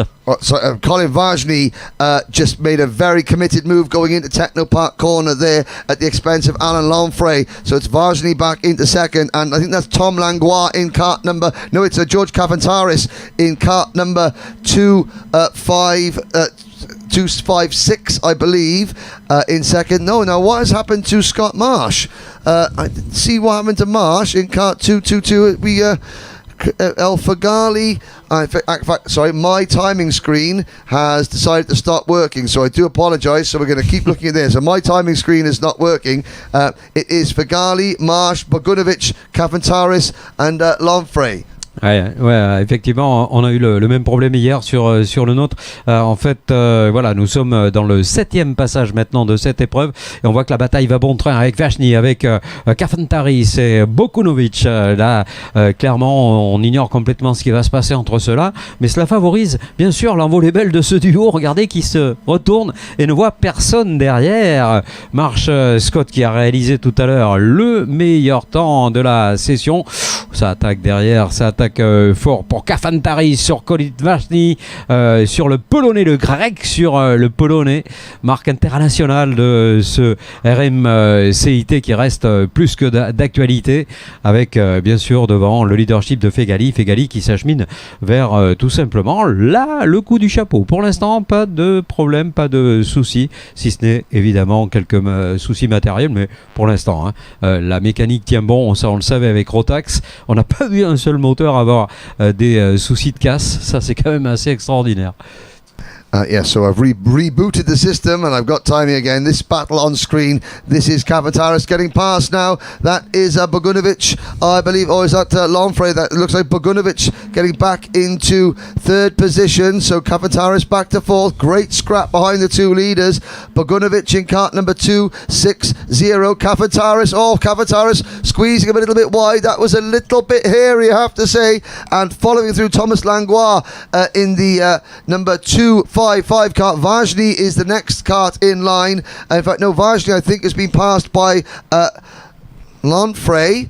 But here's the battle. It's Kafantaris in third, Langlois in fourth, Radenkovic is fifth. I'm looking back to see where Lanfrey is. Lanfrey is the back of this group as Colin Vajny now comes through. And this is getting a little bit tasty, and I think your screen is now gone as well. So one of the timing screens is working, but lots of battling going on. The two leaders, Fagali and Marsh, have gone. Look at them there, and Scott Marsh closing in, just checks over, looks his mechanic. I don't think they're going to battle. I think as we start the last lap, that is going to be it for the time being. But Kafantaris, Bogunovic, Vajny, Lanfrey, Langlois, Radenkovic and Bouvier are all squabbling over third position. Ouais, le duo devant qui est parti, je pense que de toute façon ils sont dans la même structure, donc ils vont pas chercher à s'agresser l'un l'autre. Je pense que la bonne idée ce serait de laisser à Fegali l'assurance de la pole position pour s'élancer depuis la pré-finale demain, et pour le reste, eh bien ce sera une très très bonne opération, on le répète, de la part de Scott Marsh, le pilote britannique, qui fait le meilleur secteur, le meilleur tour même, il a battu le record du tour. Dernier tour, dernier passage sur la ligne, et la victoire. Il est heureux, il peut l'être. 0, 0, 0 point marqué pour Christopher Fegali, ex-pilote mini. Incroyable. Yes, perfect score. Christopher Fegali, 3 wins out of 3, and I think Jen Wade will be catching up with this young Lebanese driver before the day is out. That's the end of the junior races. Behind him, Scott Marsh finishes a very strong second. Now, unofficially, Fegali obviously will start the A final from pole position. Kafantara second, Leon Zelenko third, Vajny in fourth, Marsh fifth, Austin Lee, Tom Langlois, and Maxime Bouvier will be unofficially the top 8 starters for the A final tomorrow. Now, in this race, there's a look there, but look at that. Joe Rippin up into 10th position from 27th on the grid. Well done, Joseph Rippin. I know Joseph and his brother Charlie here racing this weekend. Thomas Rudikus in 11th. Alberto Kiko Fracassi is 12th. Lawrence Herberts is 13th. Enrique de Oliveira, Max Cuthbert finishing in 15th position. Kieran Bartenstein, Bo Lowett from 13th up to from 30th on the grid up to 17th. Vidmar, Leva, Lipovic, then a little bit further down, Poro, Maxim Shirko, 22nd, and other drivers who failed to finish, Philippe Aman Karas. Here's a look at some of the replay, and this was lap number 1, and that is Radenkovic into Kafataris, into Shirko, and Paul Maxim Shirko out of the way. That is a case of 2 desperation coming into play. That was lap number 1, and there's more incidents as the race progressed, but this is Colin Vajny just missing his apex a little bit at the banking, and Christopher Fegali cool as a cucumber. Vajny then returns the favour on this would be not Lamare, that would be can't think who that was. In number 236, it was Alan Lonfray. Lonfray fighting back briefly, but then Vajny tried again at Technopark corner, and this time just eased Lonfray a little bit wide. In the background, somebody having a big incident and spinning off. That, I think, was Philippe Aman Karas in the background. And still the incidents kept going. Here comes the number 260 of Bogunovic passing Kafantaris. Then Langlois goes through. This is where Lonfray gets shoved to the outside. And the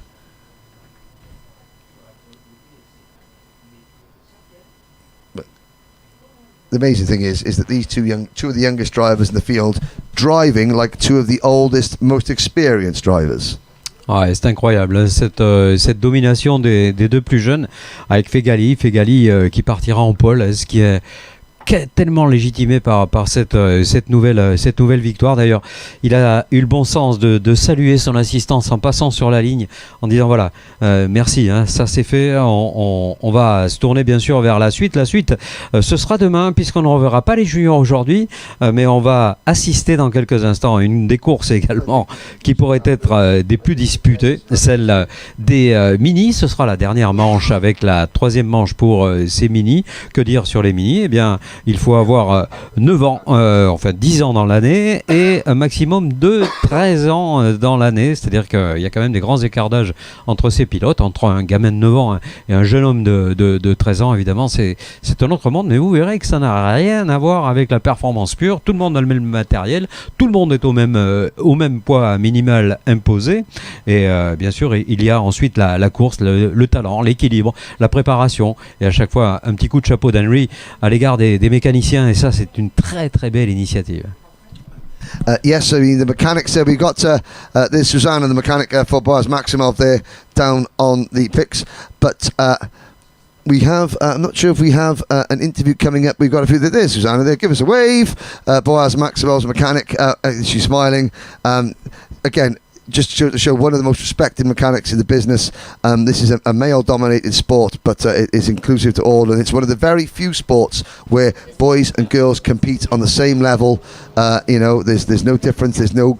I mean, obviously you have the W Series in racing, but in karting it is every. Man, woman, child, boy, girl together. Now, Jen Wade, I believe, has an interview which we've got time to play because we've got a few minutes before the Minimax starts up. So, Jen, who have you got there? It looks like you've got a Danish driver with us. Yes, Matthias Bear Jacobsen. You were right. He was right. Have you got your flag somewhere? No? He knew you were from Denmark. Yeah. But how's it going? I know it's been not easy. But it's really good to have you here also. I just wanted to say that because I know you're one of our great drivers. You drive in all different classes, but here, tough racing. Yeah, it's really tough racing. There was really tough guys in this field. It's not easy, and the first year with front brakes and this, yeah, all is good. All is good. Now, talking about that, tough guys and out there, how old are you? 15. 15. Okay, so you're probably one of the youngest ones in the DD2 class. Yeah, I am, yeah. I think you're out there. I know Paolo, I'm chasing him for an interview, but he was winning in Brazil, 2018, the DD2 title, world number 1. But, I mean, you've got so many guys out there, even, I don't know how many I can list, but really, really good racing. But why do we find you here? Why did you come to Le Mans? Is it for the competition or for the ticket or to win? It's for winning, of course. Always for winning, not for the ticket. Yeah. Everybody told me that today. Yeah, everybody. I hear. And so tell me a little bit about the competition, then the race, the event. It's a kind of 4-day event, so it's a long time. It's hot. Yeah, it's really hot. And it's a really nice weekend. I really like the track. And there is with the side with the... the dream. It's beside the dream. My biggest dream is to drive Le Mans for 24 hours. So it's crazy to drive here at the racetrack at the 15, and my dream is there. Your dream's just over the fence. I guess that doesn't happen very often when your dream's just over the fence when you're racing go-karts at 15. Yeah, it's crazy. I really like the track. The track is very, very fast. We drive 135, so it's fast. That's why when I'm watching it, I'm like, because it's crazy, but it's really nice racing. I know a few challenges out there, you have to deal with it, but you're young and this is great experience. So I think you can be proud of that in that way, that you've got to take away from it what so many of these guys have learnt before you're only just starting to learn. But I can hear all the cars there. Yeah. And I think you need to focus on the karting. Yeah, I try to focus on the karting and not the Porsche GT3 and all the nice cars. I've done but I've worked at the 24 hours, and I tell you what, once you do it, if you love it, it's addictive. So keep that dream, and maybe one day we'll be watching you there. When we're here, we'll go, oh, there goes Matthias. But for now, I know you've got another appointment. I've got to let you go. Good luck for tomorrow. Thank you so much.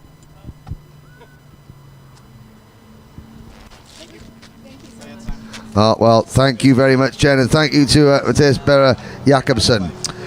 So we have just 4 races to go today. Minimax up next, 30 drivers, and the mechanics leaving the dummy grid now, and it's going to be Dragos Avila Circuit leading the field out. Marcel Zibo from Hungary in second. Paul Schön from Switzerland in third. Tom Strella from Latvia in fourth. Ligne numéro 3 pour Enzo Goudel, le pilote Saudi, aux côtés du jeune Jure Levar, le pilote FA Kart numéro 122. Ligne numéro 4 pour une ligne toute française avec Clovis Nouguered et Tom Martinez.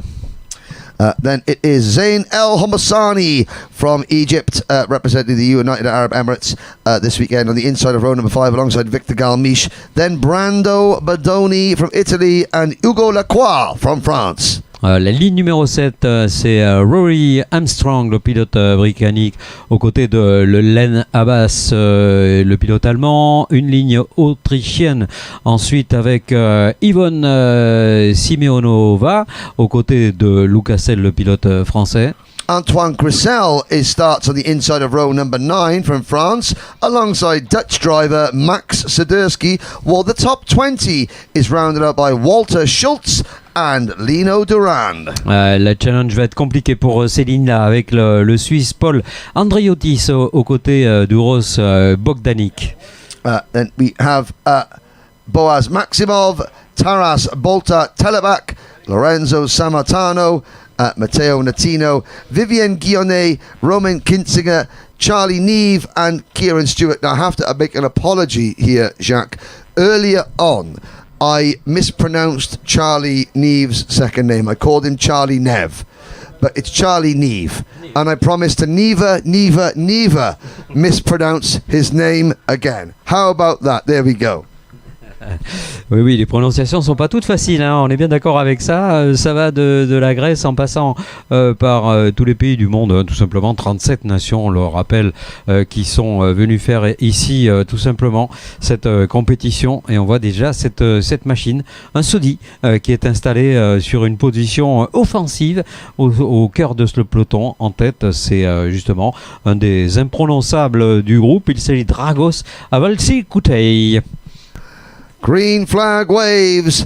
30 Minimax drivers head out onto the circuit now. I know Jen spoke to Boaz Maximov earlier on, driver number 130, the Bouvin Power driver, and Boaz didn't qualify very well, but there is a look at some of the drivers. Avalis Aquite, Zibo Marcel, Schön. A lot of these drivers have raced in the grand finals before. There is Nugared, who's been a very, very strong driver. Now Tom Streller, so we're on course for another potential thing. Can Tom Streller make it 3 wins out of 3? He has won his first 2 races in kart number 128.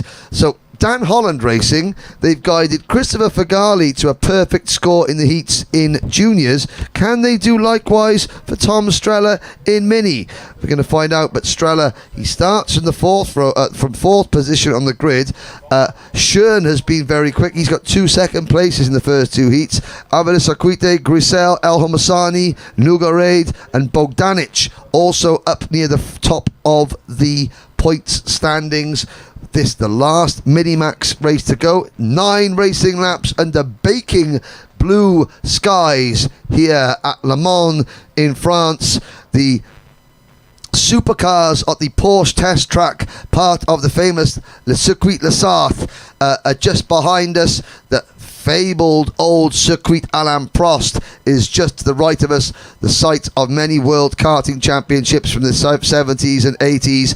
But today, the stars of tomorrow, here in Minimax at the Rotax International Trophy, they come to the line, Jacques Sabatier. Allez, attention mesdames et messieurs, ça va partir dans quelques secondes, en espérant évidemment qu'il n'y aura pas un nouveau faux départ. Eh si, on reste au rouge, donc eh bien ça n'a pas beaucoup de comparaison avec ce qui s'est passé hier. Hein. Hier on a pu constater le soir, on s'est dit mais il n'y a pas eu un seul faux départ, c'est merveilleux. Eh bien là aujourd'hui c'est un autre monde, la motivation monte évidemment, la tension avec, et avec tout cela, eh bien ça fait 4 fois ou 5 fois même peut-être que les départs sont ratés, sont pas jugés conformes au niveau du tour de formation. Et donc la direction de course ne fait pas de cadeau, mais c'est normal. Il y a un pilote qui est arrêté, nous dit Henry. Victor Galmiche, kart number 133, parked on the track, trying to see, just coming out of turn number 1. Can see Victor trying to push his kart the way the marshals are there, as always here at Le Mans. Marshals very quick. And the marshal. That's the bad thing about being a marshal. Sometimes you've got to tell a very, very disappointed and angry young driver that they can't restart the race. Galmiche in that bright green Tony Kart chassis will not take the start, so we're down to 29 runners. Allez, après les premières manches, pour l'instant, c'est Strel devant le Sean Et Aval Silkutei qui est donc en pole, qui est en 3e rang du classement provisoire devant Grisel, devant Elo Massani, Nougared, Bogdanik et Marcel pour parler du top 8 de ce classement provisoire après les 2 premières manches. Là, il s'agit évidemment de tout mettre en face pour que tout se passe bien, qu'il n'y ait pas de soucis majeurs. C'est la dernière intervention avant de connaître le classement définitif au sein du peloton des mini. On le répète, ils sont tout jeunes, mais lorsqu'on les voit piloter, on oublie très vite leur âge. Et ce départ qui, je l'espère, va pas nous permettre d'assister du passage du rouge au vert et de lâcher cette meute. Voilà, c'est fait cette fois, c'est fait, bien fait pour le pilote qui s'est lancé depuis la pole, Henry. Encore une fois, bon départ d'Aval Silkutei. And look at that, round the outside, one of the energy course drivers, Max Sadursky, making an absolutely dynamite start. He must have passed about 5 or 6 drivers going around the outside of turn number 1. Up at the front, it is Ava Circuit who still leads. Schön is second, and that looks like Tom Strella and Marcel Zebo challenging each other for 3rd position, and Strella losing out there in kart number 128 because Marcel Zebo stays in front of him, and I think that was trying to challenge behind. That was Enzo Coordil behind him, but it is Ava Circuit leading from Paul Schön. It's Austria, leads Switzerland, then Hungary with Zebo Marcel at the end of the Technopark corner towards the end of lap number 1. Voilà, Paul Schön qui a pris l'initiative tout de suite de rester dans le pare-choc de l'homme qui était devant lui en pole position. Encore une fois, ça fait 2 ou 3 fois que ça se produit. Et Schön qui attaque, attention, au bout de la ligne droite. Voilà, parfait, facile, apparence facile pour Schön. On verra s'il arrive à préserver cette position. Il avait fait le meilleur tour, ce premier meilleur tour comme étant le plus rapide. Il a fixé une référence chronométrique déjà extrêmement respectable. Et on voit que derrière, attention, cela va bouger avec Strel dont on rappelle qu'il est leader actuel après les 2 premières manches. Il a un gros coup à jouer pour s'élancer en pole en pré-finale demain. Yeah, at the exact same time that Paul Schön was passing Dragos Ava Circuit for the race lead, Tom Strella was passing Marcel Zebo for 3rd position, and now at the banking half a lap later, Strella puts Dragos Ava Circuit to the sword and moves into P2, and Ava Circuit on that Saudi kart number 100 struggling for pace once again in the early stage, it seems, but he's got Zebo right behind him, then Coudel, Levar, Lugar, Martinez, El Homassani, Rory Armstrong and Lucas Scales, all for company now as the top 2 begin to pull away. Can Paul Schön hold off Tom Strella? Et le premier français est Clovis Nougared, et c'est Enzo Coudel, qui partait en 5e position, qui a gardé sa position. Un groupe qui restait sage là d'ailleurs, avec Coudel, avec Jorge Levar, avec Clovis Nougared et avec Tom Martinez, ce groupe qui est resté dans l'ordre qui était le sien avant le départ, alors que devant c'est autre chose, et devant la bataille a permis à Schön de gagner 2 places, à Strel de se retrouver à la 2e position et à surtout creuser un petit écart sur la suite. Donc ça c'est bon pour le confort, c'est bon pour l'assurance, c'est bon également pour la confiance, alors qu'on va prévenir des pilotes qui ne sont pas forcément, et c'est Grisel qui est prévenu comme étant auteur d'un comportement moyen, on va dire. Yep, Grisel, they're getting a warning flag. Here comes Tom Strella as they start lap number 4 out of 9 into turn number 1, the restaurant turn they call the Curve Von Cat, but Strella eyeing up, look, Paul Schön like an overweight man eyes up the buffet at lunchtime there as they go around restaurant corner, and Strella is just biding his time. He looks so controlled in that kart. Schön likewise doesn't look like he's overdriving it or struggling to stay ahead, but just Strella just looks in complete control. Even though Schön has the race lead, he's using less track coming out of the corners. If you look at the way that Strella comes off the banking curve, he's using much less track but still getting the power down so cleanly. The kart's not bogging down. There's the battle of a third on your screen. Ava Circuit followed by Zebo Marcel, Coudel there in the second of those red and white Saudi karts. Jure Levar is having a good drive behind them, and in the number 122 machine, the white, blue and black coloured kart. Then it's Martinez, Nougared, Lascella, El Homassani, your top 10. I think the question, Jacques, is not if, but when will Strella make his move? Ouais, à quel moment, en effet, Strel va tenter, il le sait, sachant que si ça restait comme ça, il serait à égalité absolue de points. Il faudrait chercher d'autres éléments pour les départager sur le côté droit ou le côté gauche de la première ligne de la grille de départ de la pré-finale. Bon, je pense pas qu'il y ait d'empressement particulier de la part de Tom Strel d'aller absolument chercher Paul Schoen. Faut pas prendre trop de risques non plus. Je pense qu'il va attendre plutôt la fin de cette manche. Il reste encore 5 longs tours, donc enfin 4 maintenant. Je pense qu'il y a de quoi faire. Je pense qu'il y a de quoi tenter quelque chose avant la fin. But you could just see that Schoen is responding so well. Strel is pushing him away, and they are now 1.6 seconds ahead of everybody else. There's a move a little bit further back in the pack. That is Zainel Homasani. They're making a move on the number 105 car of Lucas Skeles for 9th position. But here we go under the curve de Doshan, through Piff Paff and out onto turn number 5, the turn 5 chicane here. Schoen in kart number 114 maintains his lead. Strella stalking him in his wheel tracks out to the banking. They use the curvature of the circuit, but again Strella, he takes a tighter line coming through the corner, but the kart still releases off the bend as quick as Paul Schoen, who is taking theoretically the better line for the faster exit into Technopark. Through paddock now, Strella sitting, waiting. Schoen continues to lead. Their gap between them and the third place kart of Dragos Avisaquite grows to 1.7 seconds. Allez, ça reste comme ça et toujours cette attente de Schoen. Il sait qu'à un moment ou l'autre, il va se faire attaquer par le jeune Strel. On verra à quel moment ça se passe, mais c'est pas évident. Je pense qu'il a beaucoup d'intelligence, le jeune Toms, et il pourrait attendre de cette manière. Au nombre peut-être de victoires, au nombre en tout cas, ou à la qualité des chronos, aura-t-on à les départager, puisque pour l'instant, on le répète, ils sont à égalité absolue de points. Ils marqueraient 4 points chacun à l'issue de cette manche, si toutefois évidemment Paul Schoen arrive à l'emporter. En tout cas, tous les deux sont extrêmement rapides et on le voit sur les points de freinage, sur les vitesses de passage en courbe. C'est l'égalité absolue entre les deux. Magnifique course pour ce duo. So we complete lap number 7 out of 9. And Strella getting his head down behind there. You can just see the third, fourth place battle. Here comes Avisaquite, who was defending going into turn number 1 from Marcel Zibo. But the leaders come out of turn 1 in towards Curve de Duchamp, the trees corner, and Strella.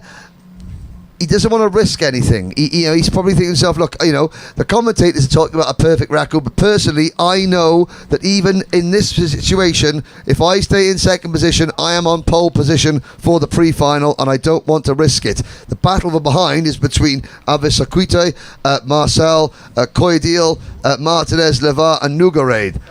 Ouais, là c'est plus chaud à ce niveau-là. C'est le Kutai qui a pris un peu le large avec le Saudi, pas grand-chose, une longueur de châssis qui peut être assez vite compensée par l'intelligence et l'attaque du pilote Zebo Marcel. Pour impliquer également Enzo Quedel, pourquoi pas dans cette lutte pour les toutes premières positions, amener avec lui Tom Martinez, parce que c'est bien dans cet ordre qu'évolue la chasse, le peloton. 57 millièmes seulement d'écart entre les deux premiers, et regardez avec quelle dextérité. Il y a eu un changement, il est passé Tom Strel. On se demandait à quel moment il allait le faire. C'est fait pour la nouvelle position du pilote autrichien devant le pilote suisse. Superbe, ça s'est fait avec beaucoup d'élégance, et il n'y a pas eu le moindre contact entre les deux.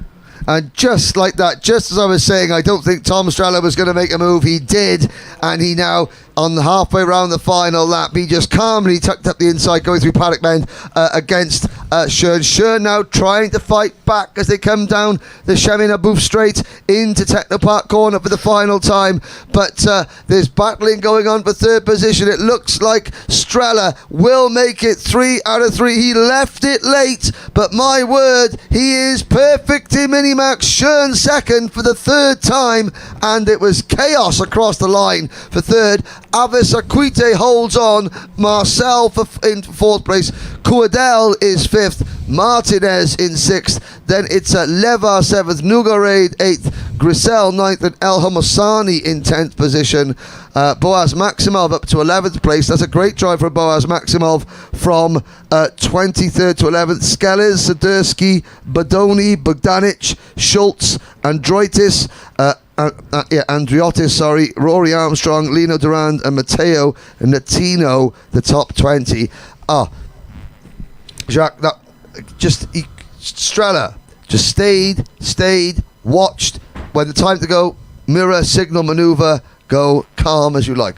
Beautiful. Ouais, très beau, belle intelligence de course de ce pilote hein, qui a attendu toute la course pour voir à quel endroit il allait porter son attaque. Puis quand il l'a décidé, à 2 tours, ben voilà, Paul Schoen a cédé seulement, pas d'affolement. Nous sommes sur l'évocation évidemment d'une phase qualificative. Donc est-ce que Schoen aurait résisté plus dans le cadre d'une finale? Bien sûr que oui. Alors que Dragos Avasil Koutei pour le Saudi numéro 5 préserve une position qui va être sympa sur la grille. Je pense qu'il se raccorde de la ligne numéro 2. A priori, ça devrait rester comme ça. Sur la ligne numéro 1, on va retrouver Strel d'un côté, Schoen de l'autre. Avasil Koutei, oui, il sera bel et bien sur la ligne numéro 2 corps de côté de Grisel. El Homosani sera sur la ligne numéro 3 corps de côté de Noguered. Noguered qui sera le premier français donc.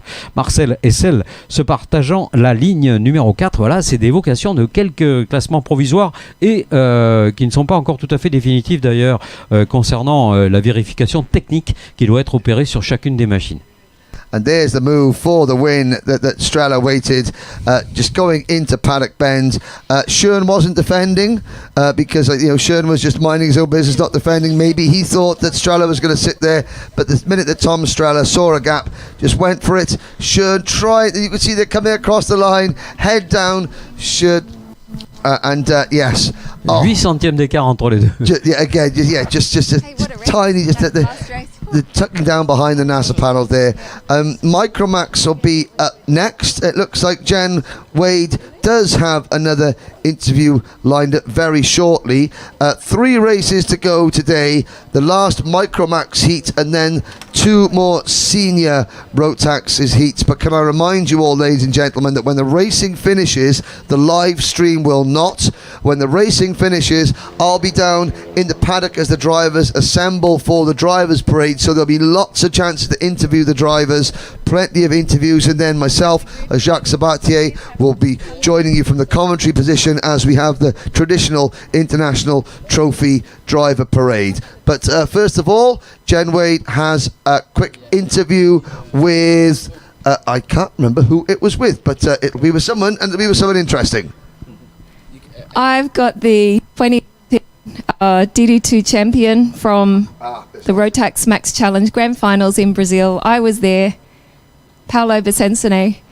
Welcome to Le Mans, but I have to say, fantastic race, that last race, really nice. Yeah, fantastic race. I'm happy. Did you change the batteries on that microphone? It's gonna be better and better, so I'm confident for tomorrow, and let's see for the pre-final. Now tell me, how many laps have you done around this track? A lot. It's a testing track from KMD, my team. We work a lot here also to develop engine, chassis. So we know this track, but it's always difficult to stay on the top and to make a good work. So at the moment we are fast, so it's okay. It is okay, and I noticed you made a brand of chassis that you're driving. That's one challenge. But as a driver that's very experienced, I have to ask you, because a lot of young drivers, they probably look at you and say, wow, I wish I could be like that. I know you've driven many classes, but why do you love this? Why do you love to come here and fight with these guys and really get out there and get the elbows out? And I mean, it's really nice, but what drives you to do that now? I don't know. How old are you now? How old now? I'm 25. Okay, 25. I won't tell anyone. All right. At this age, what drives you to do this? It's always a pleasure to drive. We are lucky guys, really. We are lucky to do this sport. It's expensive sport, A lot of young people and young driver want to become nice, want to become stronger. It's a real nice sport. So I try to be always lucky boy in my head. I can drive, so I'm a lucky boy, and I try to stay always in good vibes to stay here and to drive. I think you're one of the fittest guys in the paddock. Some of the masters are some of the fittest guys in the paddock. It's really a credit to you. Also, I know how hard you train. I follow a little on social media, which reminds everyone needs to follow social media for Rotax Max Challenge, RMC International Trophy. Check it out. There's some really great content. But getting back to you, really a credit to you. It's great to have you here. And I never, ever will forget that race in Brazil. You said, and I knew you've been on the podium many times in other classes, but you said it was really quite special for you as well. Yeah. Yes, of course. In Brazil, it was just amazing. Also, the place, Brazil, the track was really fantastic. Also, it was my first grand final in 2018. For sure, it's one of the beautiful race I did. So yes, it's a reminder. It's amazing. And also, just point, Team France. Yes. This afternoon, everyone's going to line up about 5:45 in their teams, and you're going to be standing there with little ones and bigger ones and older ones and younger ones. But that's a really special thing, I think, to represent your country, and that's what you did. And I think the French, I think they had a public holiday the next day because you won. But but anyway, I'll let you go. We're going to watch the next race. Thank you so much for joining us, and we wish you luck for tomorrow. Thank you, Jane, and thank you, Rotax. I have to say, thank you to Paolo. I have two abiding memories of Team France in the grand finals.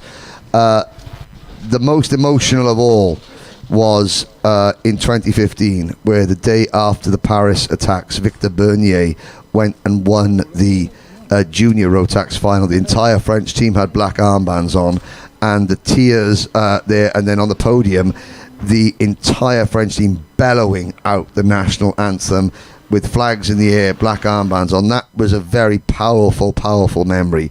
The second memory is the race that Paulo Besonsone won in Brazil. He started 9th and came through to win that final, and the cameras got him flicking his visor up, tears coming down his face, his mechanic sort of pulling him. You see Paulo there. He's not a small guy. No. He's a big guy. His mechanic literally lifted him out of the kart, and the embrace there where they were looking at each other and you could see the eyes. They just could not quite believe they had done it. That was pure emotion, powerful images. The two of my most abiding memories of the French team, and there have been many, many more, but of the Team France in the grand finals, those are the two. One for very different reasons as well, but showing the power of karting and the emotion behind it.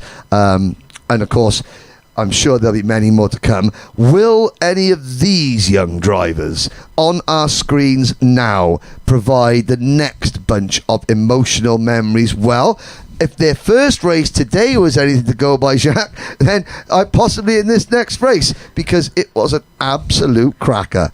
Ah, c'était une course à pleurer, parce que quand on voit ces petits gamins qui sont installés dans leur machine et ce qu'ils sont capables de faire lorsqu'ils roulent, on se dit mais c'est pas possible, ça peut pas être les mêmes personnes qu'on a vues dans le paddock sur leur trottinette tout à l'heure. Bah si, ce sont exactement les mêmes, et puis aucun mauvais geste, aucune volonté de bousculer les choses, non, de l'équilibre, du bon sens, et voilà, une belle école du sport, encore une fois avec le Rotax Max Challenge. On a ce qu'il faut pour faire transformer ces jeunes gens en véritables sportifs de haut niveau.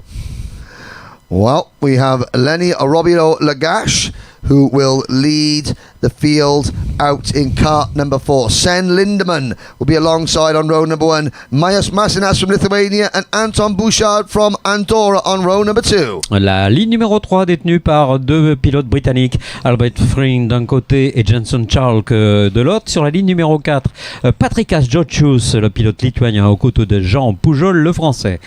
On row number 5 from Colombia, Juan Camilo Reyes Gazon and Lennox Litzinger. And then on row number 6 from Austria, Alexander Volkmer and France's Matthias Bragio. Sur la ligne numéro 7 encore, la Lituanie avec Jokubas Vasquelis. À ses côtés s'élancera le Mexicain Matthias Polanco Cantu avec le Saudi. Et dernier sur cette grille de départ, Agam Shirki qui est Tisra et Lien. And again, the young lady from Israel, her best time so far, a 103.361. Didn't quite make it to the end of her last heat. Let's see if she can beat her personal best lap time. I did just nip outside the commentary box to listen to that interview there. I have to say, the temperature has warmed up. Even though we are at nearly 4 o'clock in the afternoon, it is hotter now than at any other time during the course of the day. The heat and the humidity is really, really oppressive out there. It's going to affect the grip levels on the circuit. It's going to affect these engines. Let's hope it doesn't affect these young drivers. 9 laps of Micromax. Heat 3 coming right up.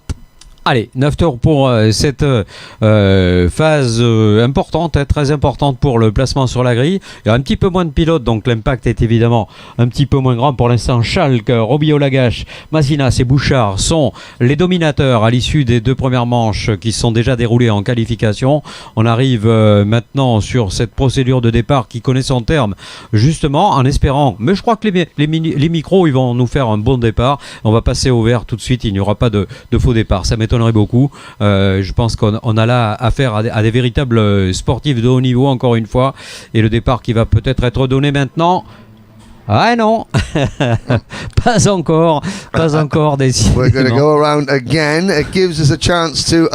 So the results so far, well, at the moment, if the pre-final grid happened now, Jensen Chaw could be on pole position, Lenny Robbio Lagache second, Matthias Masinas is third, Bouchard fourth, Friend fifth, Lindemann sixth, Yokyus seventh, and Puyol in 8th position. Let's remind us, in this race we've got our only driver here from Andorra, Anton Bouchard. Now, I don't believe that Andorra has a kart circuit. No, I think that no. That Anton, obviously, Andorra. Anton has got a choice: do I race in France or do I race in Spain? Because Andorra is just sandwiched between the two of them. Obviously, he chooses to race in France. But what an occasion this could be! Andorra doesn't have many international sports stars in the world. I mean, I'm sure they do, but none that spring off the top of my head. But yet they have a young racing driver here who is proudly flying the Andorran flag. And of course, in the driver parade later on, which we will bring you, Anton will be waving that all by himself. Ouais, bien sûr qu'on va parler d'Andorre lors de cette parade tout à l'heure. Henry fera beaucoup d'interviews là pour se rapprocher de ces pilotes qu'il connaît bien et qu'il aime bien visiblement, et je pense que les pilotes le lui rendent bien avec quelques profiteroles. Je ne sais pas où on en est. Yes, I understand that. Yes, Jacques and I will be sampling some of those later. They're in the fridge cooling down. Allez, le tour de formation, regardez s'ils sont sages. C'est le deuxième, hein, ça fait beaucoup. Je pense que là, on va non pas tirer des oreilles, mais en tout cas débriefer ensuite en disant mais non, ça sert à rien d'aller accélérer trop tôt ou de freiner trop tôt. Justement, ça peut être les deux raisons qui puissent être avancées pour que le départ ne soit pas donné. Il faut que la ligne soit homogène, tout simplement, que le premier arrive sur la même ligne que le second, et puis que tout le monde suive bien gentiment sans sortir du couloir avant la ligne de départ. Voilà un petit peu l'idée de ces départs lancés. C'est le cas d'ailleurs sur l'ensemble de toutes les manches du Rotax Challenge. C'est bien, c'est mieux pour la sécurité. So for the second time, the Micromax field comes into Grandstand Bend. They look for the 2 sets of tram lines. They have to stay in those tram lines until the lights on the gantry change. They bring them to the line. This time, lights are out. We're off and racing 9 laps, and it's not a great start from the pole sitter. And from the outside of row number 1, Sven Lindemann and Anton Bouchard move into first and second. Robbie Lagache down to third, but everybody else safely through turn number 1. Here comes Robbie Lagache trying to fight back straight away. Ouais, il essaie de revenir, hein. Il a été un petit peu surpris par ce départ. Il ne s'attendait pas à ce que le pilote Lindemann puisse accélérer aussi facilement, aussi bien. En tout cas, bien vu pour Lindemann, hein, quoi qu'il en soit.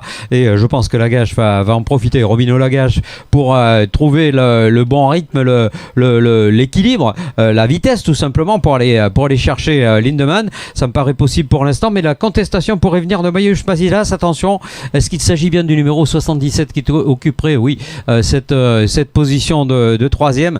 Au freinage du Technopark, ça tient en tout cas pour Robillo Lagache. C'est là qu'il ne faut pas perdre les pédales, hein. C'est là qu'il faut garder le rythme et surtout la lucidité.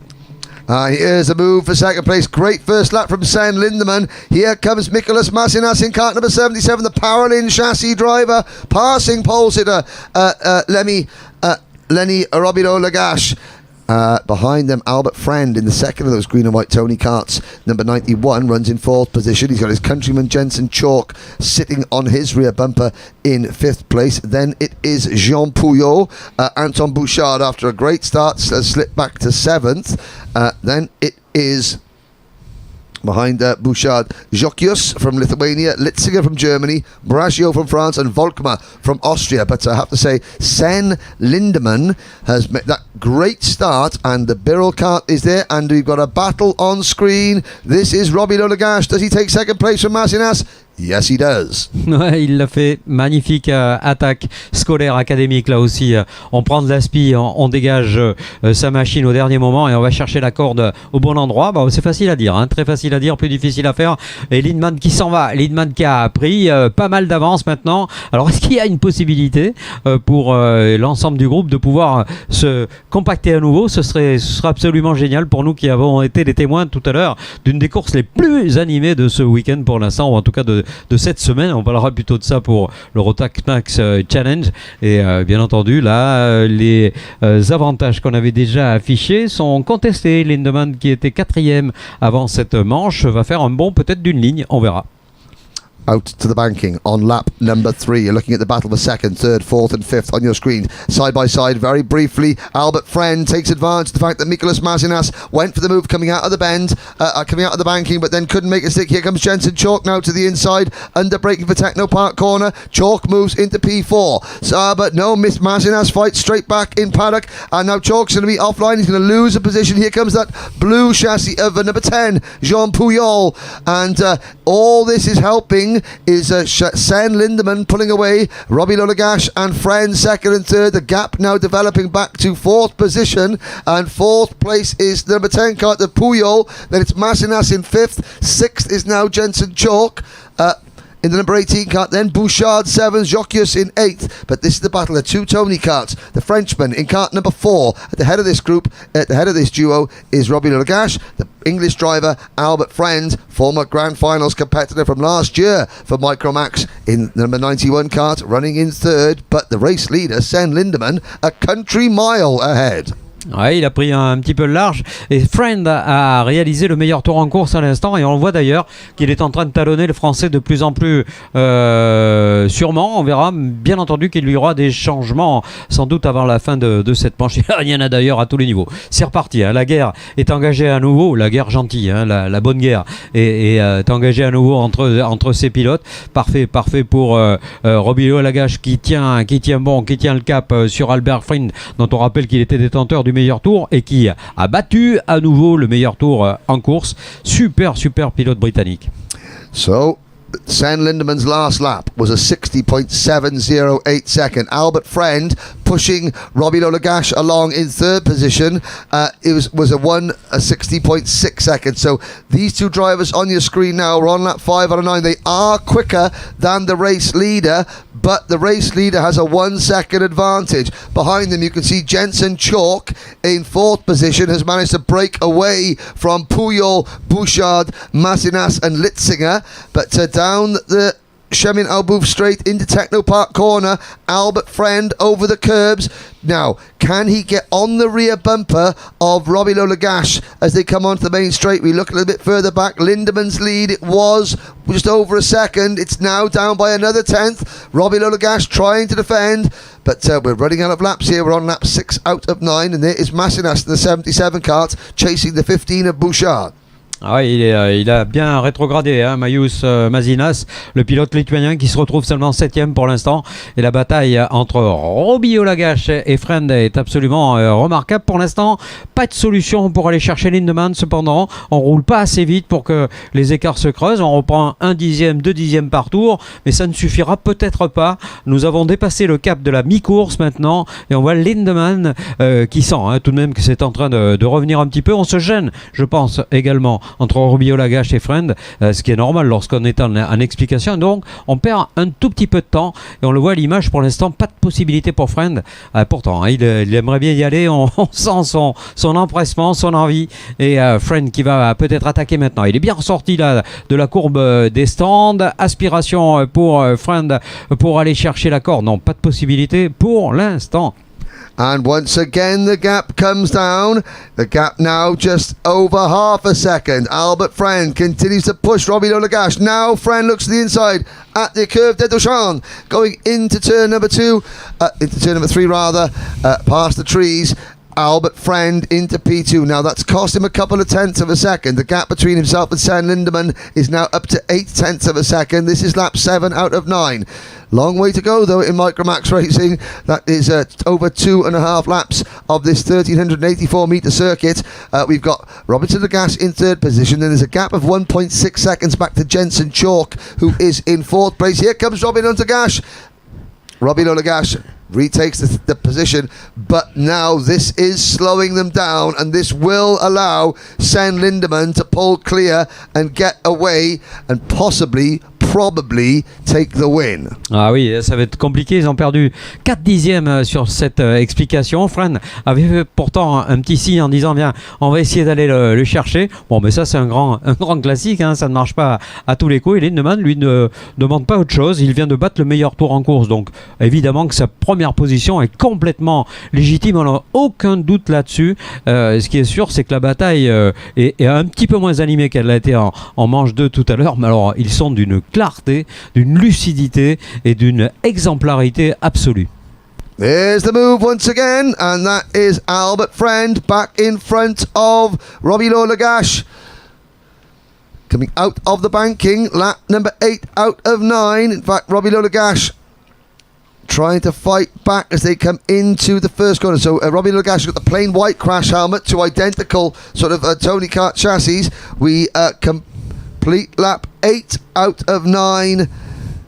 We'll go on to lap 8 out of 9 now. No, sorry, complete lap 8 out of 9. I do apologise.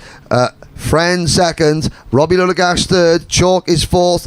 Now, Robbie Lagash has got to try and figure out a way to get back in front of his British rival, but corners are running out. Ouais, Friend était un petit peu plus rapide, on l'a bien senti, dès qu'il a trouvé la faille, il s'y est glissé. On est dans le dernier tour déjà et la logique, je pense en tout cas sur l'exercice de cette manche est peut-être respectée. Attention, Robbie Olagash tout de même qui est très très bien ressorti du banking. Est-ce qu'il va essayer quelque chose sur le freinage du Technopark? C'est très possible, hein. Il est en train de préparer une belle aspi. On a vu Friend se retourner un petit peu inquiet par l'extérieur, là il n'y a pas vraiment de possibilité, peut-être décroiser dans la chicane. Eh bien non, ce sera Friend qui va s'emparer de la deuxième position. Magnifique course du pilote britannique et c'est Lindemann donc qui, le néerlandais, réalise le parcours idéal devant Friend. Robbie Lagash 3. On retrouve ensuite Jensen Chalk, le pilote britannique est remonté de 2 rangs. Il se retrouve 4e. 5e position pour Marius Mazinas qui a réalisé tout à l'heure le meilleur passage en course. Il devance Anton Bouchard. 6e, 7e Lennox Litzinger. 8e position pour Mathis Brageau. 4 places de reprise, c'est toujours ça. 9e position pour Matrikas Jotchus. On retrouve ensuite la 10e place de Jean Poujol.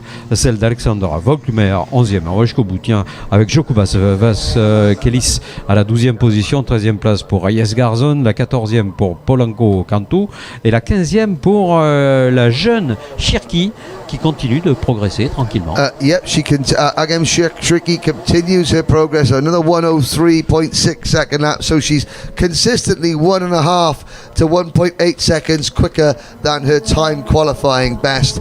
But Lindemann takes the win from Friend, Robbie Lolagash, Chalk, Massinas, Bouchard, Litziger, Bragio, Jocius, Puyol, Volkmer, Vasquez, Reyes Garçon, Polanco Cantu, and Shriki. Unofficially, we have a tie for the points at the end of the heats, but Robbie Lolagash, by virtue of the fact that he had the best finish in the first heat race, he will take the pole position for the pre-final. Jensen Chalk second, Massinas and Friend will be on row 2, and Lindemann and Bouchard will be on row number 3. But here is a look at some of the highlights there. You can see Mikolas Massinas in kart number 77 featured strong early on, but Lindemann got away. A great start from Lindemann. This battle for second place allowed him to pull away, and once that Massinas got overtaken, he fell back to about 5th position at the end there, but trying to remember where it may have been here. As you can see, there's Friend at the inside of Massinas, and that pushes Massinas down to 4th position. Here comes Jensen Chalk now. Great move from Jensen. That pushed him down to 5th. Then it was a battle between the two Tony karts, Robbie Lolagash with the white crash helmet, Albert Friend with the sort of red and black livery crash helmet, and it went the way of Great Britain's Albert Friend. There's the move. They did catch and close in on Lindemann a little bit, but then I think when Robbie Lolagash decided, no, I want to defend, Lindemann was able to pull away again, and it was a straight fight for P2 between those two from here on in. Here, I think, is a look at one of the many passing manoeuvres. So we didn't have much overtaking for the race lead in that one, but we had an awful lot of overtaking for second place, third place. The Micromax drivers once again putting on a superb show. Ouais, en effet, très très belle leçon de pilotage d'abord, et je dirais surtout de comportement, où ces jeunes gens ont beaucoup de choses à nous expliquer. Hein. Je pense qu'il y a beaucoup de disciplines dites supérieures qui devraient s'en inspirer. En tout cas, en voilà quelques-uns de ceux qui pourraient aller justement taquiner les limites, hein, aller chercher justement ces limites-là. C'est la manche B contre D qui va nous être proposée en senior. 2 races to go. The first of those is senior, but before then, Jen Wade has another interview out on the terrace. Take it away, Jen. Well, it's my lucky day because I'm here with Christopher Fagali, 3 from 3. Christopher, 2 times RMC International Trophy Champion. Welcome to my terrace. Hey Jen, nice to meet you here again at Le Mans. It's nice to meet you too, and of course we've been watching you over the years, and I can't believe you're racing in juniors.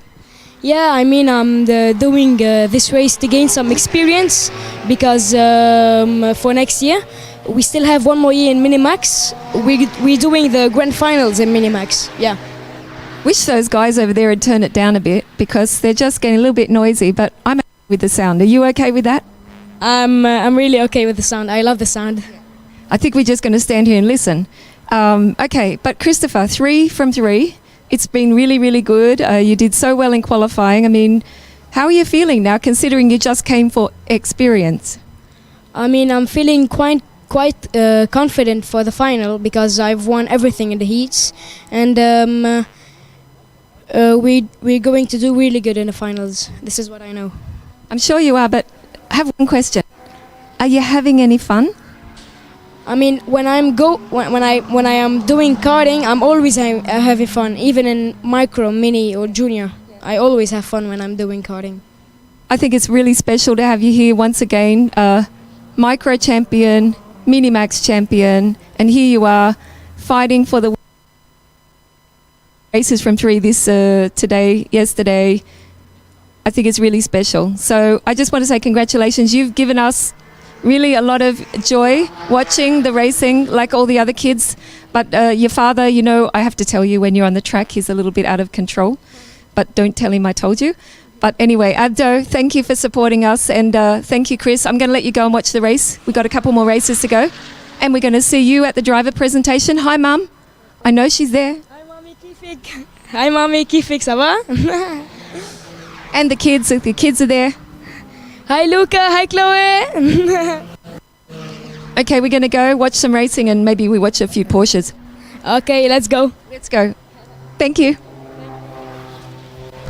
Well, thank you very much, Jen. Thank you very much, Christopher Garley there.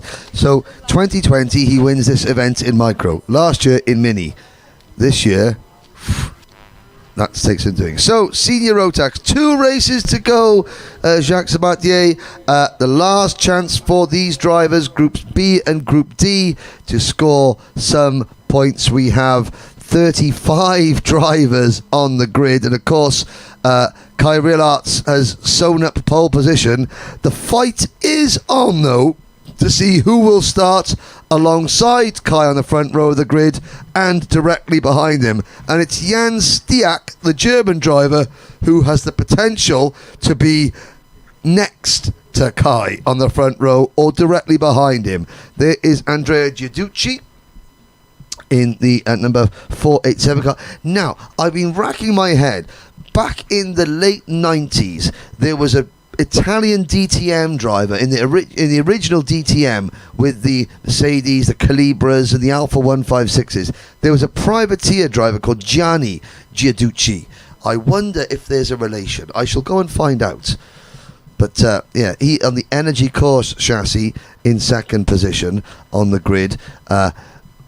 He's not been as quick in race trim as he has been in qualifying trim, but let's see what happens when we get going. Let's take you to the starting lineup, and it is Stiak and Giudici on row 1, Marshall and Matthias Parlant on row number 2. La ligne numéro 3 avec un Britannique, Lewis Gilbert, aux côtés de Mika Barthélémy, le pilote français. La ligne numéro 4 qui sera détenue par Niki Gauchi, aux côtés du pilote Kekati Theo, ou Theo Kekati, I don't know. Theo Kekati, yes. Theo Kekati, yeah. Then it is Jaden Tien and Karol Kaminski, Matteo Pagnazola and Lachlan Robinson on row 6. Sur la ligne numéro 7, Jules Roussel et Rachid Deganem. Attention, il y a du lourd là. Avec la ligne numéro 8, on retrouve Louis joint le pilote français aux côtés des Turkers, le pilote turc. Gaspard Simon and Paul Jerome start from row number 9. Antoine Mahler and Hugo Brun go from row number 10. La numéro 11 pour Hugo Dupont et Henri Beaumont. La numéro 12 pour George Holbrook, le Britannique, aux côtés du Néerlandais Sem Vettil, accidenté tout à l'heure. Bastien Leblaise and Maxime Seranci on row 13. And Amandine Travadon. I'm not sure if Amandine Travadon is out there. I don't think Lachlan Robinson is out there either. And Charlie Ripping go from row 14. La ligne numéro 15, Thomas Palette aux côtés de Julien H. Ligne numéro 16, Ayrton Vaison qui s'élancera aux côtés d'Hugo Grasto. On retrouvera ensuite Alvin Sin, le français, aux côtés d'un autre français, Fabien Divry. Et puis le bon dernier, mais il en faut un, c'est Riccardo Di Landro, le numéro 479.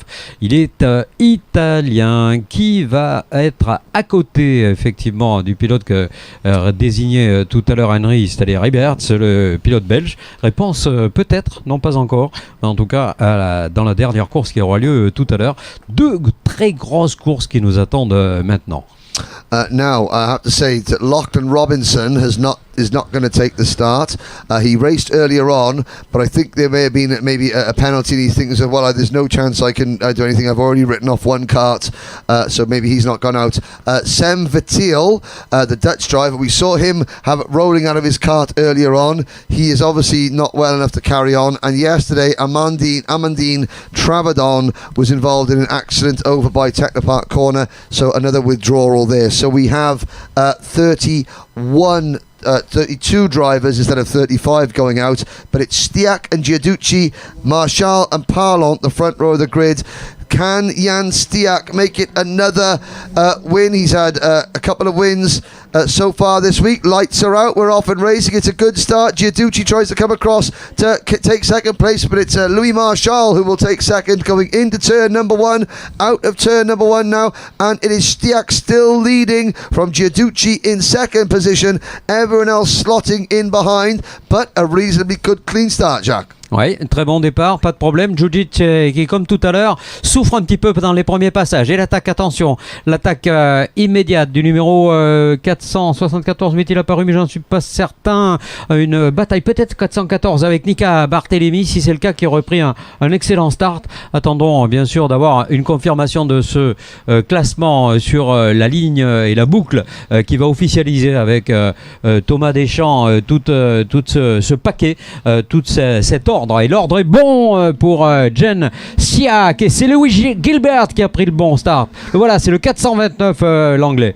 The top 6 drivers have broken clear. This is the battle on your screen for 7th, led by the Theo Kakati, number 434 kart. Kakati, again, after that accident he had yesterday, he has been trying, he's got to fight and get every single good result he can. So that's why he is defending 7th place at the moment. He's thinking to himself, if I can just hold off the chasing pack for now, then my kart might get better and I can set off and chase the lead 6. But it is Stiak, Gilbert, Parlond, Giuducci, Marchand and Mika Bartolome, the top 6 on track. Lewis Gilbert there, the very tall Scottish driver, very distinctive driving style, head down in his kart, checks over the shoulder to see the fellow Tony kart driver Matthias Parlond, but Parlond's got sort of the red and white crash helmet. Gilbert has got the two-tone green crash helmet on his Potenza Racing Engines entry. They're both chasing Jan Stiak, and we've got karts off at Technopark Corner. That is some of the back markers though involved there. Henry Beaumont is one of them. Stiak leads. Gilbert looking over his shoulder to see if Parlant will work with him, and the answer is no, he won't. Allez, attention, une explication entre Lewis Gilbert et Mathis Parlant, qui est en train, non pas de tourner au vinaigre, mais au contraire de nous offrir un spectacle absolument royal. Et Judith, qui reste à la 4e position, il se voit bousculé maintenant par Louis Marchal, qui a été crédité du meilleur temps tout à l'heure lors du 2e passage des hommes de tête. Et voilà une avance prise par Stiak qui me paraît importante. On est sous slow. On est sous slow. Yes, we've got a full course caution for the second time now. There were 2 incidents. There's one driver coming out of the banking who has, I think, taken a tumble out of their kart. The driver is in the marshal. Oh, red flag. Red flag. So we've got a red flag being waved. I think we got the driver is in the marshal post. He's okay, sitting up. I'm trying to see. So, one of the drivers that is off is Thomas Paletta. Another driver is George Holbrook. I think it looks like it's the red and black race suit. So it's not. It's the Thomas Paletta who is over in the marshal post. I think potentially in a little bit of discomfort. Je pense qu'il est blessé, hein, Henri. Je pense qu'il est blessé. Ça ne va pas être très très grave, mais on va devoir, je pense, l'évacuer. Hein. Pour ce qu'on est présenté, le drapeau rouge, d'autres alternatives me paraissent difficiles. Pour l'instant, eh bien, le médecin s'est très vite rapproché. Voilà, on va appeler les secours. Je pense que là, la blessure, elle est bien là et qu'il va falloir évacuer ce pilote. Le médecin est à ses côtés, rassurez-vous. Le pilote est conscient. Il n'y a pas de souci majeur, si ce n'est évidemment que la compétition pour lui sera sans doute quelque peu compromise. Now, I didn't see the accident. Our cameras didn't catch the incident. So we obviously were at the end of lap 3 out of 10. So we will wait for the director of the course, the director de la course to think. Now, I wondered what is going on. There are marshals. Well, on the back straight, there are marshals up the bank behind the barriers retrieving a kart. So obviously Palette left his vehicle, and his vehicle continued to travel without him over the barriers and behind the rack straight. So wow, that is why maybe we have the red flag. I can't see where George Holbrook is. In fact, I'm looking up to see Holbrook must have retired the number 460 kart back to the pits, but Palette certainly that is a lucky escape. And Thomas Palette, I can see him sitting, talking, helmet off in the marshal post. That is a good sign. I say maybe if we'll wait. I'll explain in English and then Jacques, you explain in French. So we're going to wait to hear from the race director. A red flag situation. We're going to hold and not show you the incident. Drivers are fine. We're going to wait to see what the race director says about the restart. Please bear with us. Voilà, la décision a été prise de la direction de course, par la direction de course, d'arrêter cette épreuve et de la relancer naturellement à la suite de ce qui sera l'intervention médicale autour de ce pilote qui est au poste des commissaires mais qui est conscient, qui est assis, qui peut échanger avec le médecin. Donc on est plutôt rassuré de ce côté-là, même si on n'est pas des experts en médecine évidemment. Je ne pense pas qu'au-delà d'un accident qui a dû être extrêmement spectaculaire, qu'on n'a pas vu, mais effectivement Henry nous le disait, le kart a volé par-dessus les protections et voilà l'ambulance qui va évacuer ce pilote.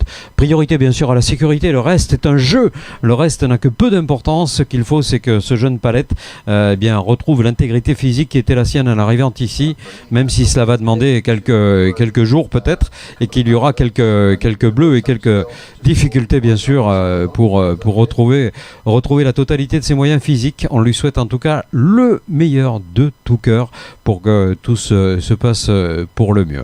Un sport tel que celui-ci, bien sûr, comporte ce genre d'inconvénients. Ça fait partie là aussi de ce que la vie nous apprend. Malheureusement, tous les jours, on prend des risques lorsqu'on traverse la rue. On en prend aussi lorsqu'on prend le départ d'une course de kart. Allez, il avait fait le meilleur, il avait fait le plus gros, il avait fait le principal. Jen Stiak aura tout à refaire.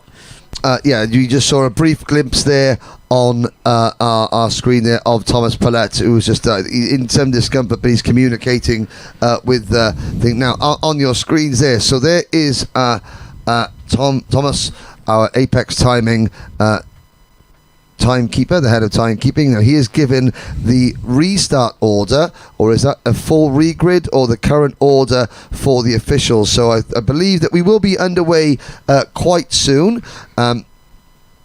Obviously the ambulance has arrived with Mr. Pallette, and again I want to just remind Thomas's family who are watching, Thomas is he's okay, he's chatting to the thing, he's obviously in some discomfort.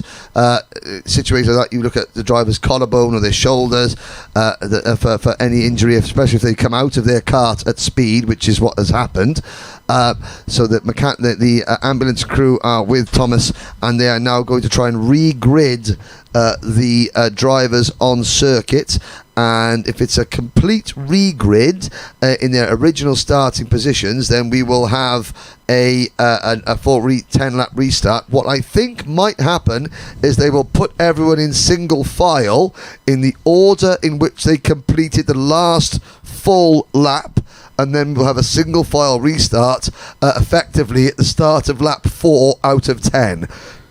Je pense que le départ va être différé, puisqu'on voit les directeurs, enfin les responsables, les officiels qui ont demandé aux pilotes de sortir de leur machine. Donc le temps d'intervention va être sans doute un petit peu plus long qu'on n'avait pu le prévoir. Voilà, on va expliquer aux pilotes de tête évidemment quelle est la raison de cette situation, et puis bien sûr que tout le monde va largement comprendre, admettre et intégrer le fait que la priorité absolue, elle est celle maintenant d'aller secourir notre ami Pallette, qui s'en est mise une grosse, comme on dit vulgairement. Ça arrive de temps à autre, et qui va devoir être évacué. Sa machine également qui occupe une situation gênante, donc ça va prendre évidemment un petit peu plus de temps que prévu. Alors est-ce qu'on va lancer l'autre manche tout de suite et lancer celle-ci après? Ça me paraît aussi une possibilité, on verra. No, yeah, of course, as you said, Jacques, and of course, the ultimate priority of all is the welfare of Thomas Pallette, and I can just see he's up and about, and he's going to walk into the back of the ambulance. Now, judging by the way they are regridding the carts, well, Jan Stiak was leading from Matthias Parlant, Lewis Gilbert, Mika Bartolome, and Andrea Giaducci.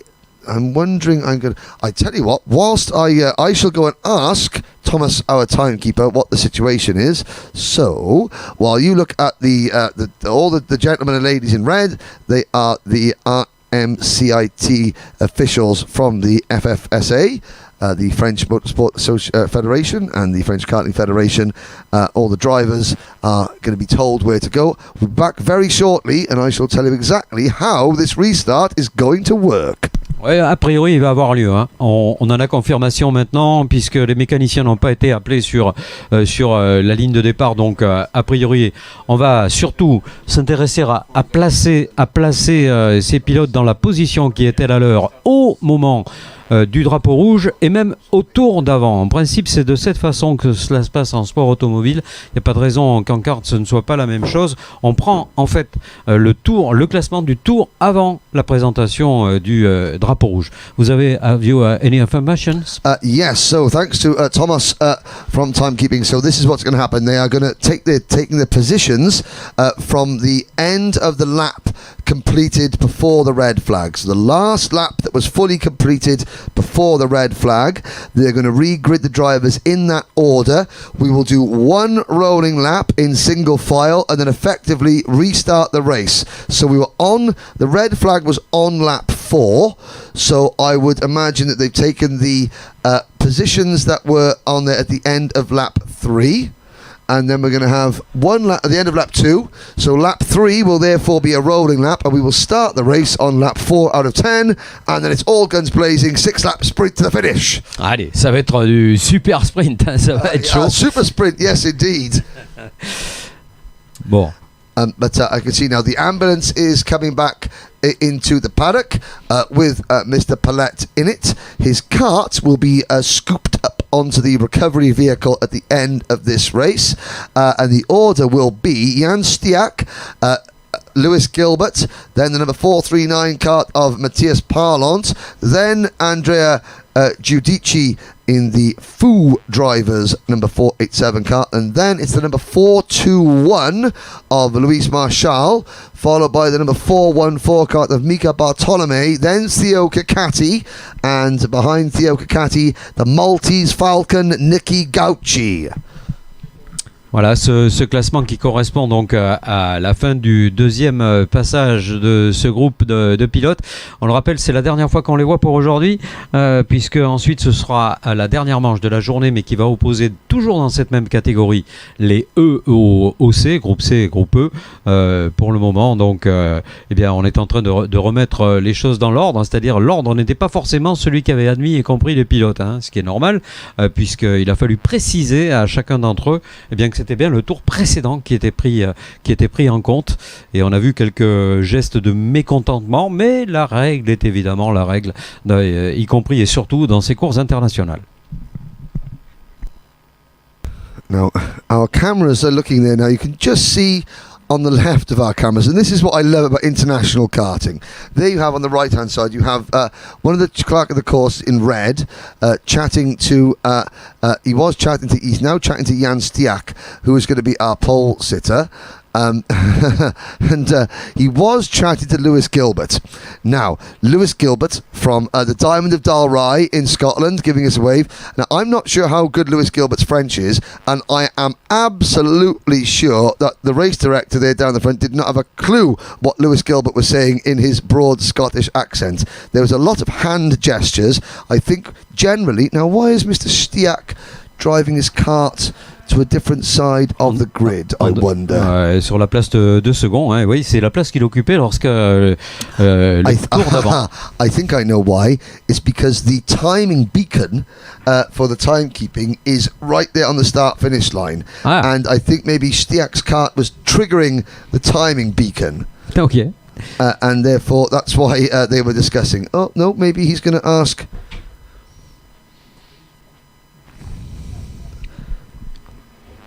Maybe he's going to move all the carts. Now, I thought that we were going to have a single file restart.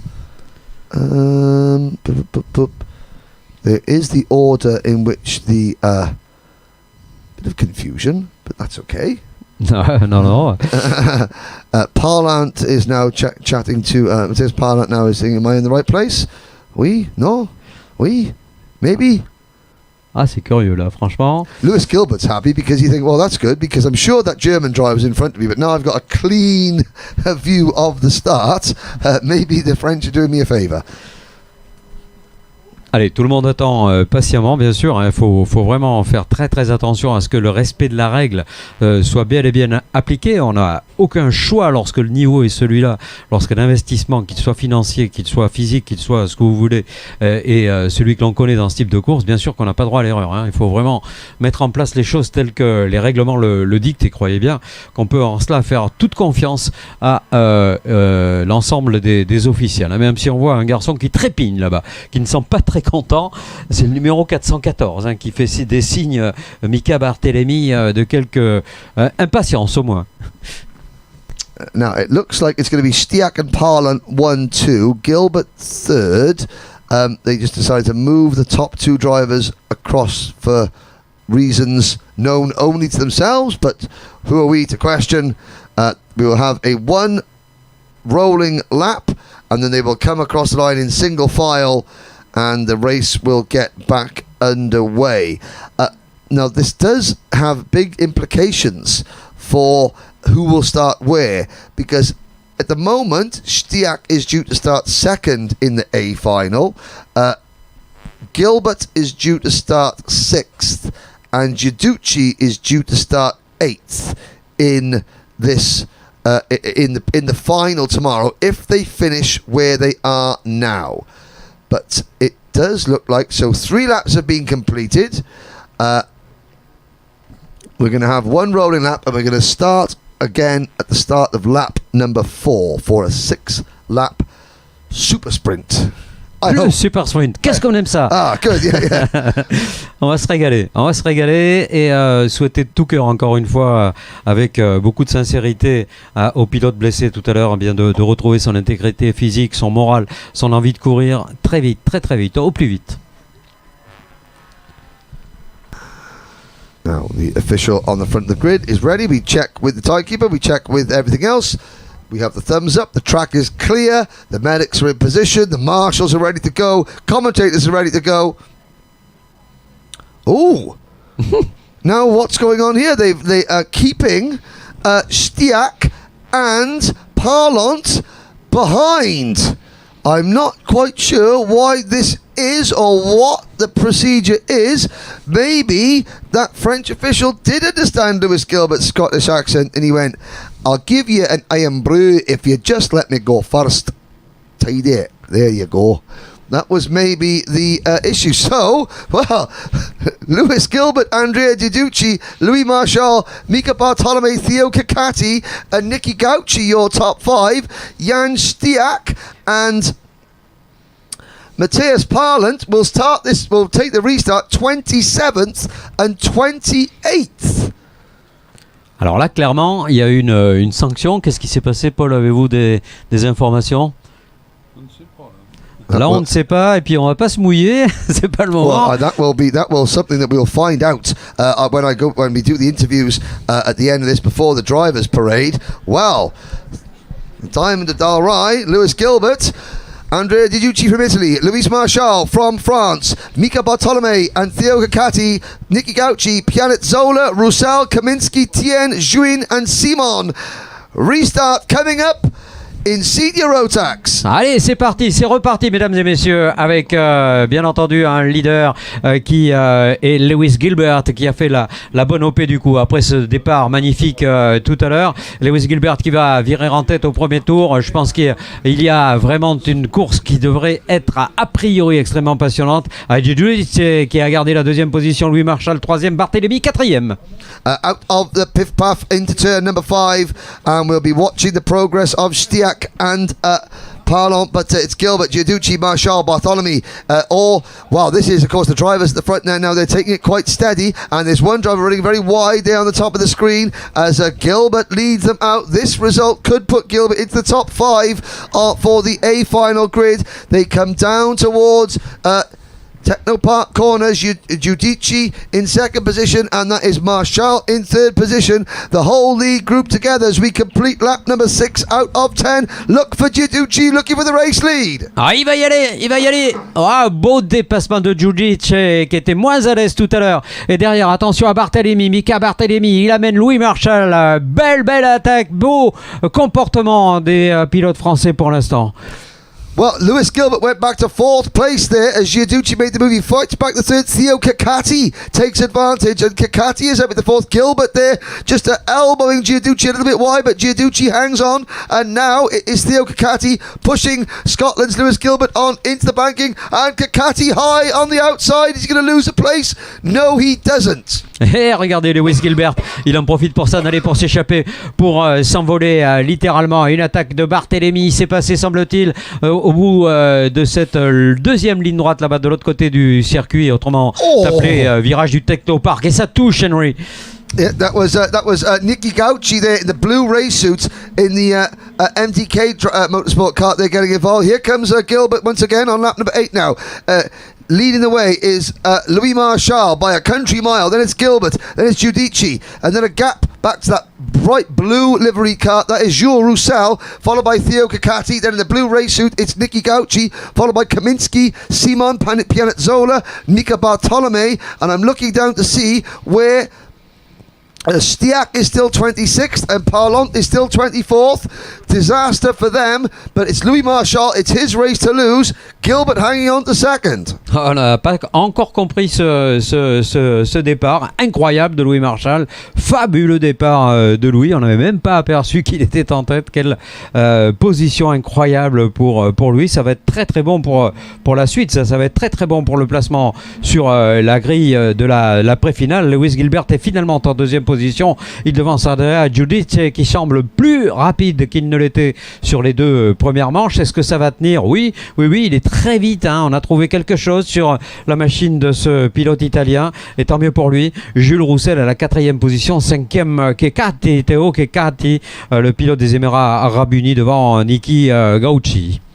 And Ihad Turka has had a problem with Rashid Ghanem and Maxim Saranzi. They have all been in an incident and are now right down at the back of the field. But on lap 9 out of 10, Louis Marchal, the number 421 kart, the Damien Marchal entered driver on the EOS chassis, very brightly liveried machine, leads comfortably. Gilbert, you can see the Potenza Racing Engines Tony kart driver holding off the Foo drivers Energy Core chassis, that the very, very smart liveried black and dark blue, deep blue liveried machine there of Andrea Giudici, the Italian driver. Giudici on course for a top 7 finish. That incident with Stiak, he was due to start 2nd in the A final.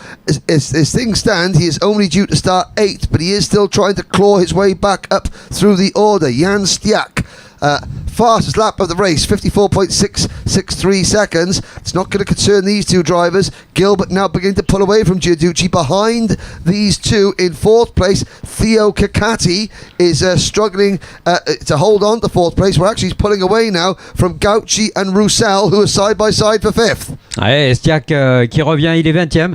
Bon, certes, ça va être très difficile de revenir sur la tête de course. On sait bien que ça ne sera pas possible. Il reste. On est déjà dans le dernier tour. Oh là là, le drapeau à damier qui s'abaisse déjà. Bon sang, quelle course compliquée. Louis Marchal qui s'empare de la première place. Magnifique performance pour le pilote français devant un pilote britannique, Lewis Gilbert, qu'on a décrit comme étant réalisateur du meilleur tour. Oui, dans le dernier passage, Andrea Giudici a trouvé, on l'a dit, quelque chose qui fait que sa machine marche mieux. Il est 3e. Kekati Theo termine à la 4e position. Jules Roussel 5e. 6e Karol Kiminski. On retrouve Nicky Gauchi qui partait 7e, qui finit 7e. Jalen Tien est à la position de 8e. Et la plus belle remontée, on va la chercher et la trouver avec Charlie Ripin qui prend le 15e rang. There we go. Yes, you can see there's the order on your screens. Heading down there, Marchal, Gilbert, Giudici, Kakati, Roussel, Kaminski. Now, I'm going to be very keen to see if Theo Kakati has made the A final. Now, there's an A final, a B final, and a C final in seniors. Kakati was involved in that accident with Lachlan Robinson yesterday, so he hasn't finished one of his races. But by my reckoning, that's another 2 very strong heat results today. Has that done enough for Theo Kakati to get him, to squeeze him into the A final? If it is, that is a tremendous performance indeed from the young Emirati driver. Behind Kakati, Roussel in 5th. He's looking at some highlights on your screens there. Yeah, the dust settling up, and this was before the restart, because this was just at the start of the race when Stiak and Parlant were still in contention. I'm looking down there, Jaden Tien finishing 8th, Bartholomew 9th, and Antoine Marla is 10th. And looking back to see where Stiak got back up to 18th position. That was absolutely fantastic, and Parlant 19th. So 2 fantastic recovery drives. Now we are running a little bit behind schedule. The next race was due to start 5 minutes ago, so I think that we'll be getting ourselves ready. It's the last heat race of the 2022 Rotax Max Challenge Grand Finals. The very last heat race of there. But let's have a look down on the dummy grid. You can see mechanics getting ready. Listen, because they're running behind schedule. It's been a fantastic race meeting so far. So Mainly we hope that all the drivers are okay. And last chance for the drivers to I'm just going to ask score you why you're here. any points. We're going to see it. We may have an interview with Jen, but I think we may have time. Let's have a look. I think we can hear Jen in the background. Jen Wade, are you out there with a very quick interview? Yes, I'm here. We are. Okay, carry on then, Jade. Hello. Hi, a very quick interview with Yvonne Simeonova from Vienna. Did I get it right? Yeah, you get it right. Okay, we know it's a quick one, but I spotted her. She was on her way back from getting an ice cream, but she changed her mind because she's a... But anyway, Yvonne, tell us what's it like to be here, your second time in Le Mans, all the way from Vienna. Yeah, it's very nice to be a second time here in France on this track. The track is very nice. Yeah, the drivers are also very strong, and yeah. Because you're racing in Minimax, it's incredibly close. You told me, but there's a few corners here at this track. Yeah, I don't like a few corners, but yeah, I must get it right to be fast. And you're here obviously to get some experience. Do you feel like you're achieving anything over the weekend? Yeah. But we see tomorrow? Yeah, I hope tomorrow I will be fast in top 5. And yeah. Anyone you want to say hi to? I want to say hi to my parents, hi, to my friends, and to the, I don't know, hi to everyone. Everyone at Speed World as well, hi. Hi. Okay, thank you, Yvonne. We wish you luck for tomorrow. We're going to see you at the Drivers' Parade a little bit later. Yeah, thank you. Bye. Thank you.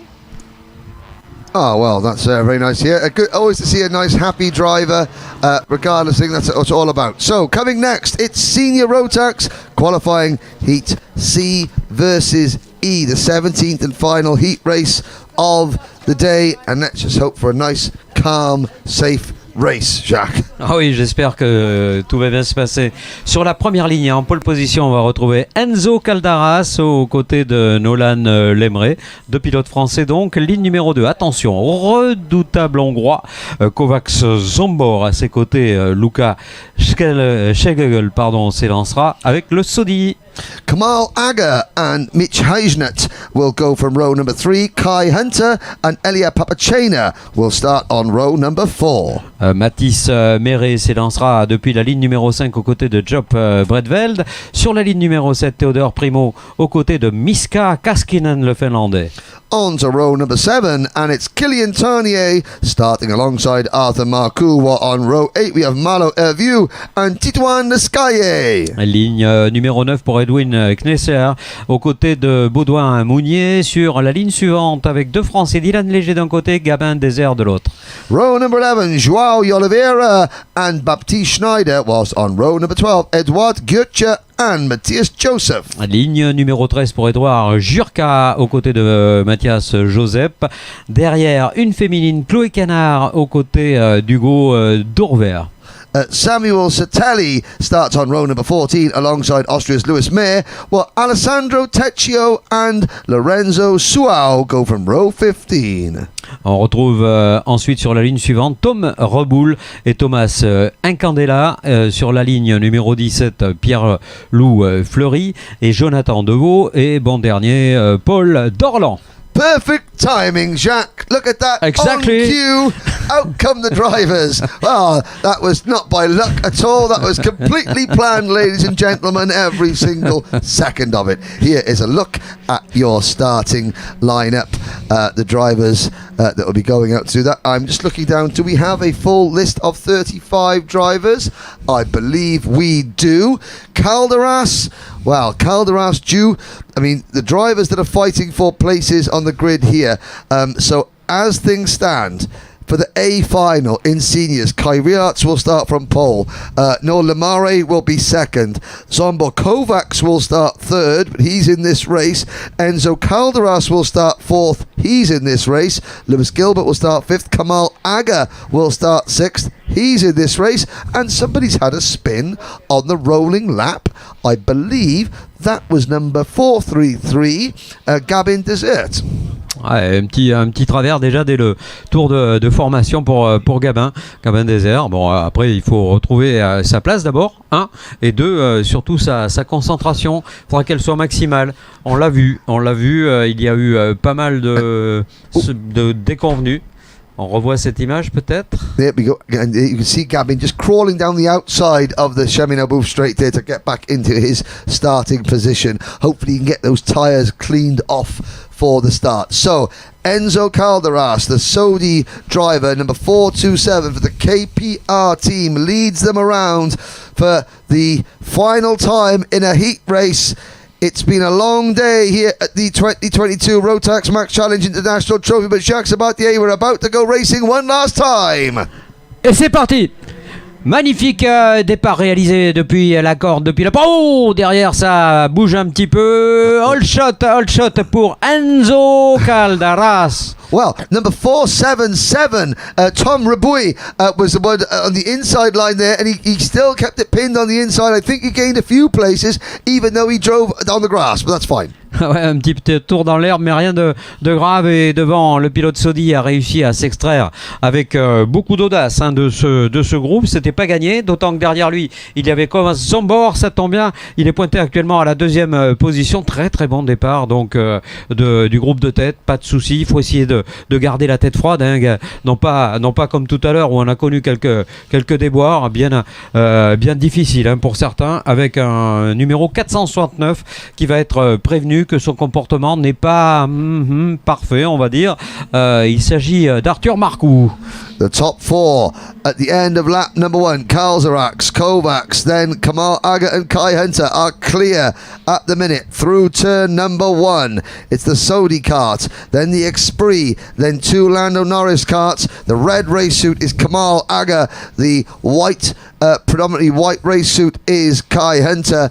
They are your top four. A gap back to fifth position. Schlegel, Lemare, Papachena, Heisnert, Breedveld, Kaskinen, Primo, Marai, Tanier, Herville, Lescaye, Knesser, Marcoux and Mounier. That's the top 18 at the moment. But Zombo Kovacs from Hungary, the KMS Europe driver, takes the race lead. Ouais, il est passé Kovacs. Il est passé pour l'instant, on résiste, mais hop, attaque de Kamalaga. Kamalaga qui vient de passer à la deuxième position. Très beau top 4. Yes, Kamal Aga driving very, very well. This is probably the best I've seen Kamal drive, has to be said. In that plain red race suit, Kamal has raced. I'm commentating on him in the MENA Nations Cup out in the Middle East, in Oman, and commentating on him in Dubai. And this is certainly coming of age here, really, really showing the world that he is a talented driver. Kovacs leads.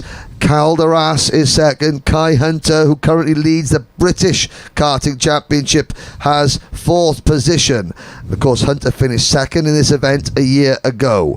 Looking to go one better this year.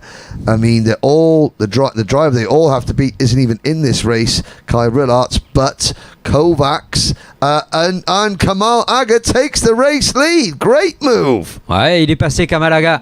Il est passé devant Kovacs et on a perdu un petit peu de temps sur le peloton de chasse amené par Elia Papacena, l'Italien. Attention à Nolan Lemre aussi. On sait que ce sont des concurrents extrêmement rapides et on va regarder, mesurer les écarts avec ce groupe de 4 pilotes qu'on aperçoit à l'écran et ceux qui sont derrière. D'ailleurs, meilleur tour pour Elia Papacena qui a amène le groupe de chasse. Well, that will be the advice of Bas Lammers ringing in Elia Papacena's ears there. Bas knows exactly what he's doing at every level of racing, the highest level of world karting. Bas Lammers, one of the most respected figures, and number 486 kart of Elia Papacena, the MKC Motorsport kart, up into 5th position at the minute, just behind these lead four. If we look back, there is the black and white and red livery machine. Papacena is closing in, and he's bringing Nolan Lamare with him. Lamare in the blue liveried karts, the blue and white liveried kart. Everyone else fading to the back, but it's Aga, Kovacs, Hunter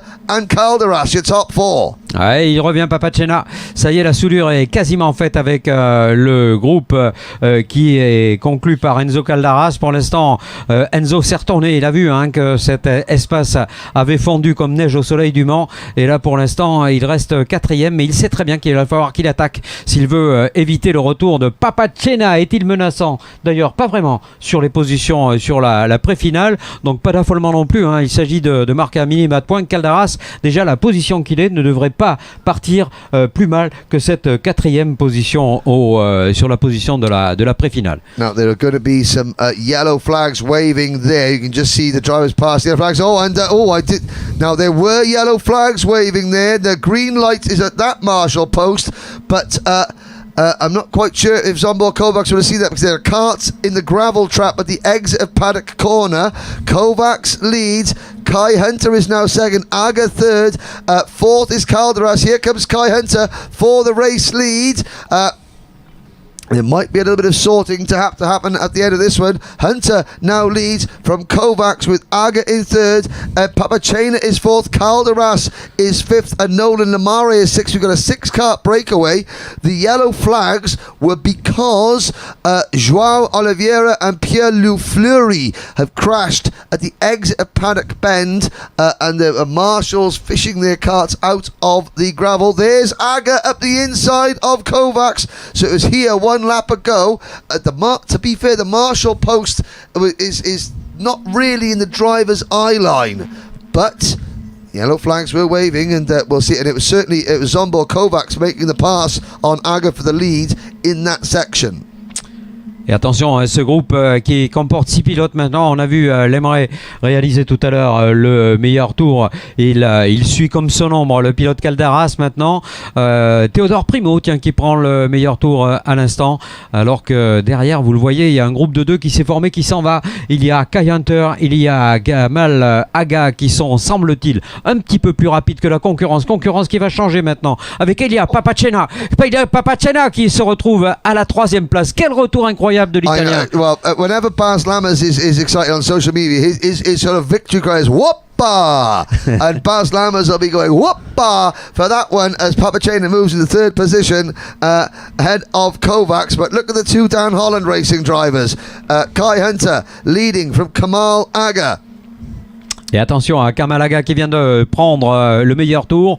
A priori, son rythme est un petit peu plus élevé. D'ailleurs, on a bien senti l'inquiétude de Kai Hunter, le Britannique, à l'avant de ce groupe incroyablement animé. Pour autant, il maintient le cap. Il veut absolument les 0 points associés à cette éventuelle victoire, parce qu'elle reste très éventuelle compte tenu de cette position d'Aga qui est quand même sur ses basques. Cast your mind back to the last junior race, where it was Christopher Fagali and Scott Marsh. Again, 2 more drivers for the Dan Holland Racing team. They were running 1-2 in junior Rotax, clearing off. This is a great advertisement for the Dan Holland Racing team. They're running 1-2 in juniors. They're running 1-2 in seniors, and their Minimax driver has gone undefeated. It's a long way to go, and Kai Rillards has been the dominant driver, but in this race, get your cameras out, Dan Holland's social media team, because this is good PR. Papacena in 3rd position. Elia Papacena, so impressed with Elia, and you can see new fast that 53.238. Calderas is 4th, Lamari is 5th, Kovacs has slipped back to 6th. Then it's Kaskinen, Breedveld, Schlegel, Primo, Escaille, and Tajnet, the top 12. Ah, il va manquer un tour, sans doute à Papacena pour espérer la victoire. Il est en train de fondre littéralement à la fois sur Kamalaga, à la fois sur Kai Hunter. Et pour autant, on va présenter le panneau un tour au leader. C'est-à-dire qu'a priori, s'il n'y a pas d'intervention, de galère, de particularité, de velléité ou autre chose de ce genre, eh bien a priori, ça devrait rester comme ça. Oh, Papacena qui revient à une vitesse de dingue sur la tête de course. Final lap begins. Hunter under pressure from his teammate Kamal Aga, but the danger man at the moment is Elia Papacena. Papacena has not been in this situation before at this level, but he has got a chance to potentially win a heat race, but he doesn't want to throw it all away. He does not want to throw it all away, because even now an accident or a problem could be the difference between making the A final and not making the A final. Out on the banking, Kai Hunter still leads, but Papacena is closing in. Ah, il va y aller Papacena. Regardez, il est en train de préparer son attaque, peut-être au bout de la ligne droite. Wow, que c'est juste et Kamalaga est obligé de reculer son frein. Vraiment difficile, coup de pare-choc. Il va passer Papacena. Dernier virage et la deuxième position pour l'Italien. Fabuleux. Across the line, Elia Papacena grabs second place. What a result for the young Italian driver, beating Kamal Aga coming out of the final corner. But it's Kai Hunter who takes the win in the last race of the day. Papacena second, Aga third, Calderas fourth, and Lamore, Kovacs, Kaskinen, a great result for Mr. Kaskinen, the Finnish driver. Breedveld and Schlegel with Leskaye rounds out the top 10, followed by Primo, Heijnert, Knesser, Tanye, Goethe, Canard, Rebui, Marsho, Urvo, Joseph, then Mirai, Suau, Mounier, Desert and Leisure, the top 25. You're going to look at the results on the screens here. Now, ladies and gentlemen, do not turn the live stream off, because at the end of this race, myself and Jacques Sabatier will take the highlights of that race. There'll be a short break, maybe 5-6 minutes, while we show you a couple of Rotax films and some adverts, but then I'll be down in the paddock interviewing the drivers as they assemble for the drivers' parade, and then the drivers' parade at 5:45. In about 45 minutes time, Jacques Sabatier and I will be up here in the commentary box to give you a bird's eye view and show you the drivers' parade in all its glory. But meanwhile, here, have a look at some of the action from that last race. Ouais, une course qui a été absolument remarquable encore une fois, et on voit ces pilotes s'expliquer d'entrée de jeu avec Kovac Sombor qui a fait un début de course absolument génial, qui s'empare même un instant de cette épreuve de la tête. On voit que ça souffre un tout petit peu pour Enzo Caldaras, mais qui va ménager tout de même au final une excellente 4e position. Par contre à l'avant, quelle explication, quel match, quel retour incroyable du pilote italien. Je crois que de mémoire, rarement on a assisté à une performance pareille. Franchement, c'était absolument génial. Et il y a Papacena qui termine l'Italien finalement à la 2e position, et la victoire qui revient à Kai Hunter devant Papacena et Aga. So there we go, that's the conclusion of the racing, but we'll be back in a few minutes after these next couple of adverts with some plenty of interviews and the drivers' parade. Don't go away.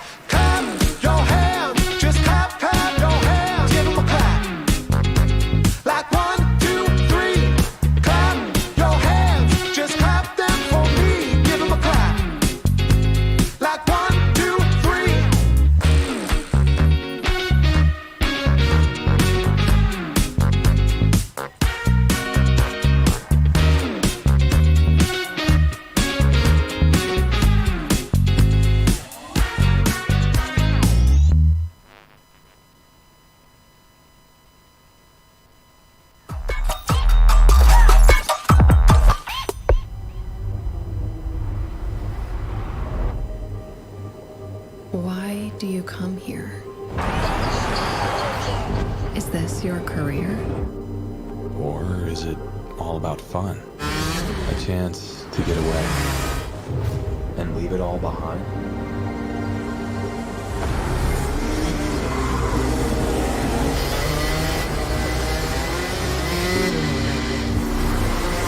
Or do you chase your personal best, challenging yourself over and over again? Why do you come here? Maybe you're here to collect moments. Good ones. And not so good ones. Or you can't afford mistakes because you want that victory.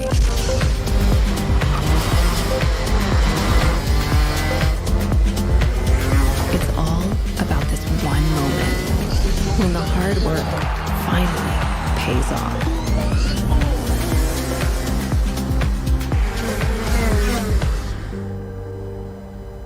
This is the place that brings us closer to the people who share our story.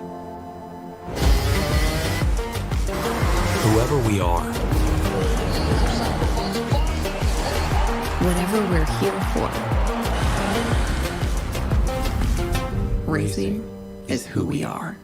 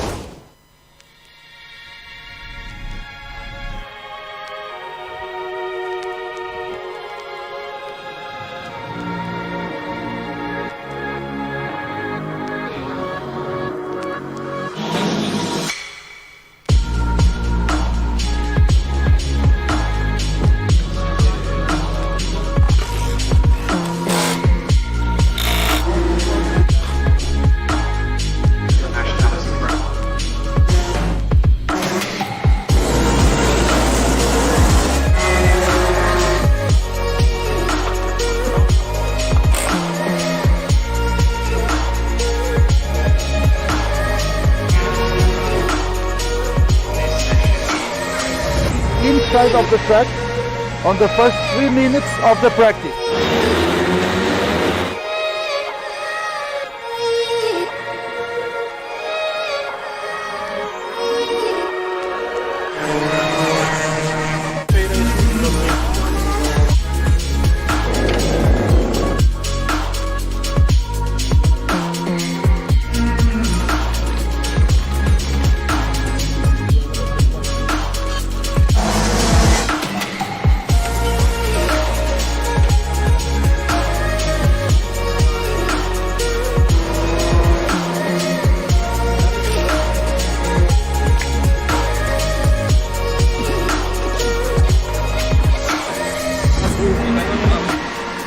Pole position.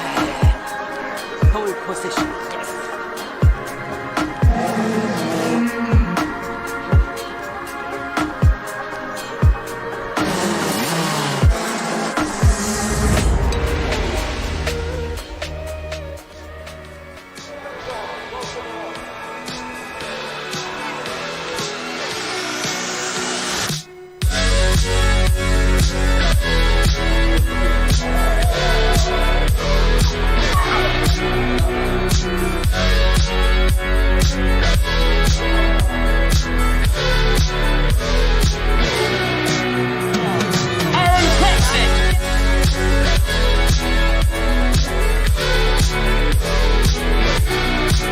Texas.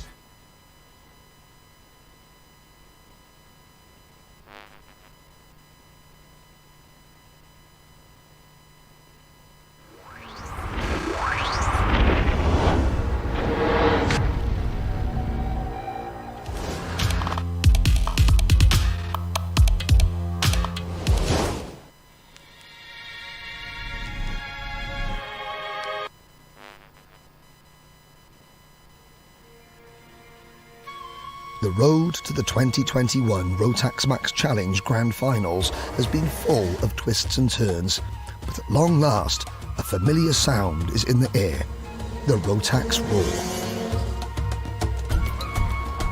After the silence, out of the darkness come 378 brand new chassis and Rotax engines heading towards a new future. And joining the family as part of the most spectacular sight in karting is our newest member, the Rotax E20.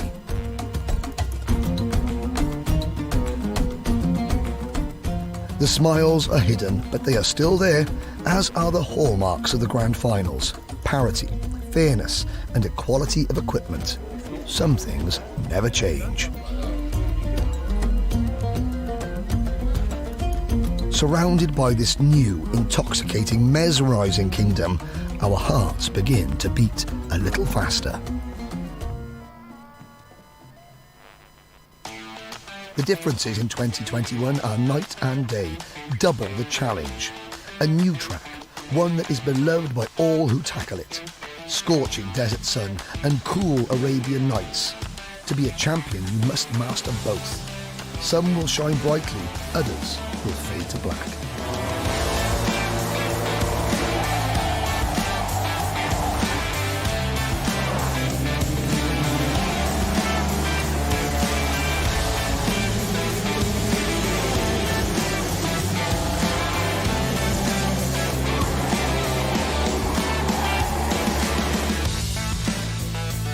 After After nearly 800 days, the Rotax family is back together. Our international bond resumes. Each driver is connected, but their goal is singular: to beat every other champion and become the best in the world.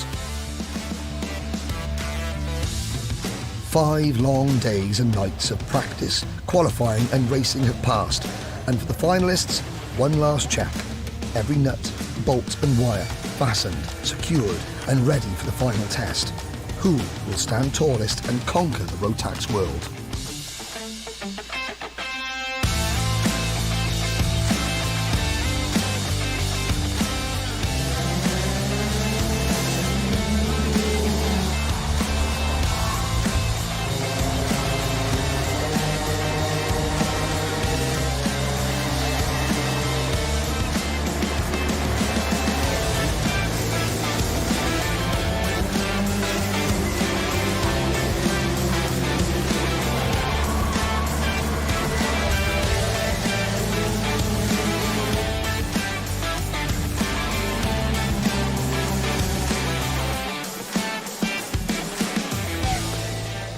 For the winners, the long road to Bahrain was worth it. All the trials, tests and tribulations fade to memory, replaced with the title of Rotax Max Challenge Grand Final Champion. For those who fell short, there's always next year. There will be a next year. Our journey to Bahrain was tough, but BRP Rotax would like to thank everyone who walked it with us.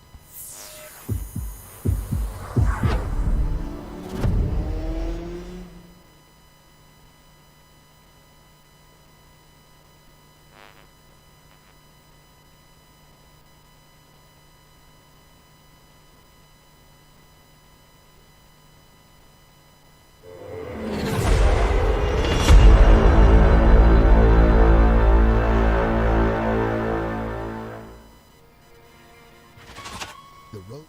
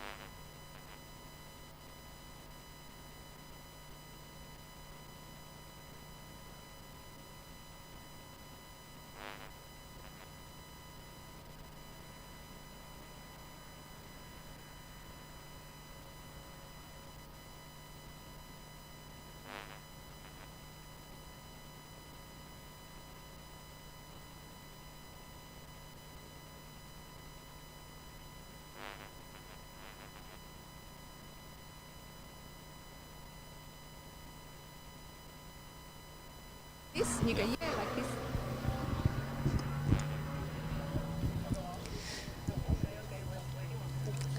Well, Jeremy, here we are, 3MK, and what a great event so far. It can't be easy. I know you've got drivers from almost 40 countries. It's hot, but it's a fantastic location. We've got the best view. I know you know this very well. Le Mans and cars just flying around here, so also a bit of entertainment for everybody. But tell me what's happening today. I guess we've still got everyone watching. Those that stayed with us and those that might be watching later. We're waiting for the drivers to come out, but I thought it might be just an opportunity for us to talk a little bit about what's happening. Yes, Jen, hello. Hello, everybody. Yes, we are here in Le Mans. It's a fantastic place for a race. So we are really lucky to have a great event here, the RMCIT, with, as you said, many drivers from all over the world. So we have people from the 5 continents. So it's really a big chance. So we have, as you saw, a big level on track all the day. So it was fantastic fight. And this is what we want, what we love in go-kart. So yeah, really happy to be here. I'm wearing my microphone because Henry's up there. I suppose the main thing is to say congratulations. You know, it's a challenge, but it's a nice challenge. As you say, we've had some really nice racing as well. Some questionable racing, I have to say, that some of the drivers will really gain some experience from this. But I spoke with the stewards a little earlier. They've got a customer or two down there waiting, but that's okay. Experience. So I think that's what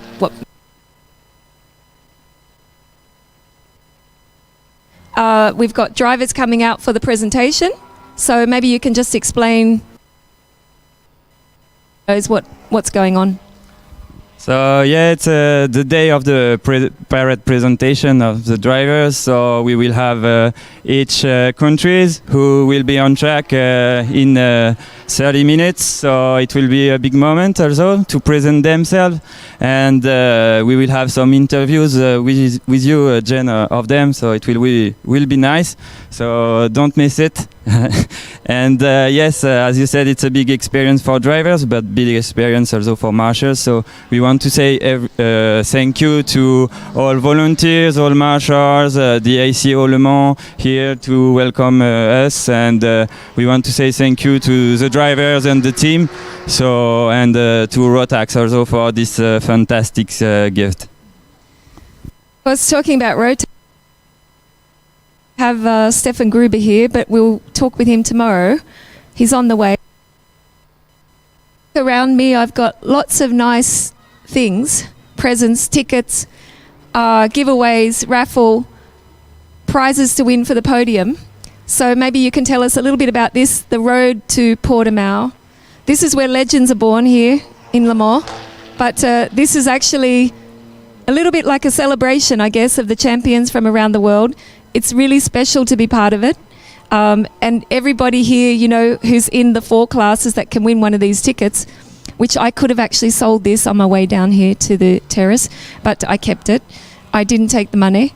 So everybody that's here says this is a bonus, because just to win the race, to win the battle, to be out there and fighting each other and getting that exhilaration they have from karting is what it's all about.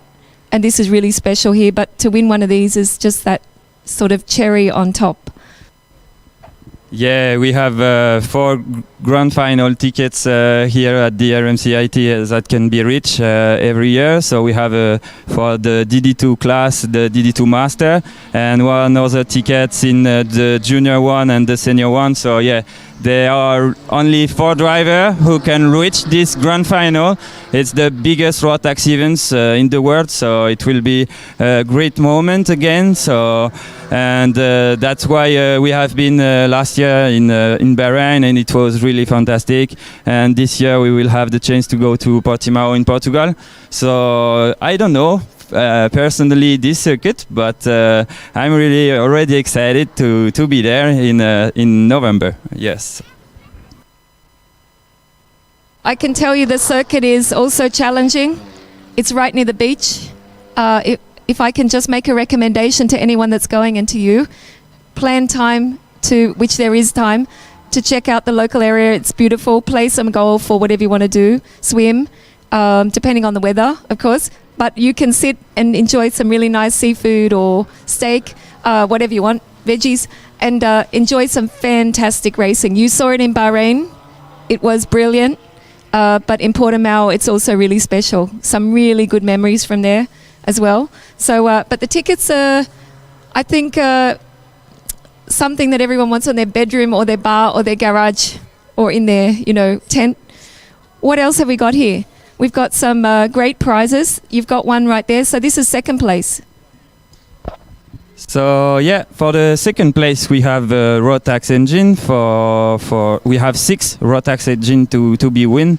So it's also a great engine, a great gift. And we have for the third place a Rotax voucher of 1,000 euros. So you can buy everything that you want, that you dream since a long time as you are a driver. So it's really nice. And tomorrow, after the podium ceremony, we will have also the lottery and try to get to win a Riker. So we have only one Riker for one driver. So and it's not depend about your place on the race. It's just if you are lucky or not to win it. And in addition, with the Riker, we have we have the Bell helmet also at the Rotary. So thanks to Bell and OMP for this beautiful presents also. We have 3 helmets to win. So if you are not enough lucky to win the Riker, maybe you can reach the Bell helmet. Yes, it's mandatory, recommended. And we have the Can-Am Riker, the Can-Am Quad, sorry. It's for the category Micro and Mini. Because they don't have tickets for the grand final, but they have this wonderful Can-Am quad, so it's nice also. Yeah. Alrighty, now over there is your hat, and I just remembered we should mention about the merchandise because I think this must be the biggest seller in the paddock. Seller, we have a shop at the 3MK event stand, so don't miss it. We have a few left, Bob, so don't miss it to buy. We have gray and brown, so we have also the beautiful t-shirt that you wear at the moment. Also all the sync earrings, everything that you can bring at home to have a small part of the RMCIT all the time with you. So thank you, everybody. I think we normally find there is that little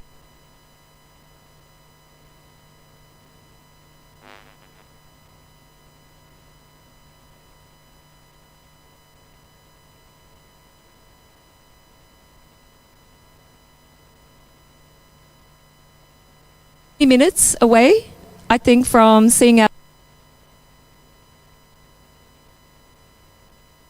and maybe he's not going to go. Everybody knows what they can expect. Today, driver presentation. Tomorrow, unbelievable racing for sure for the prizes. Or racing and bikes and stuff, entertainment. But really fantastic event for 3MK events.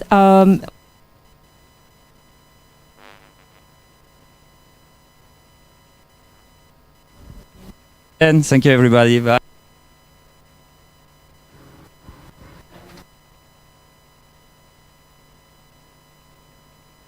Yeah. So this is the driver who's starting on the front row for Microman. What's your name?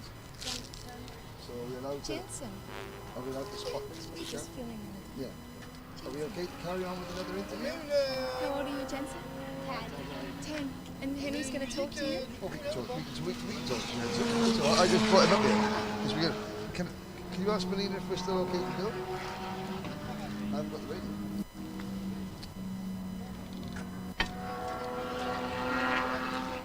We have an interview.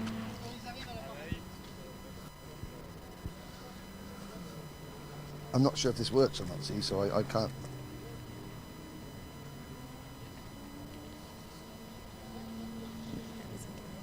Yeah. It's a bit silly. No, of course.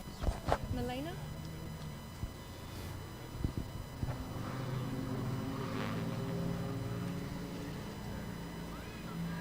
Will I go in? Okay, if you tell me, because I can hear you.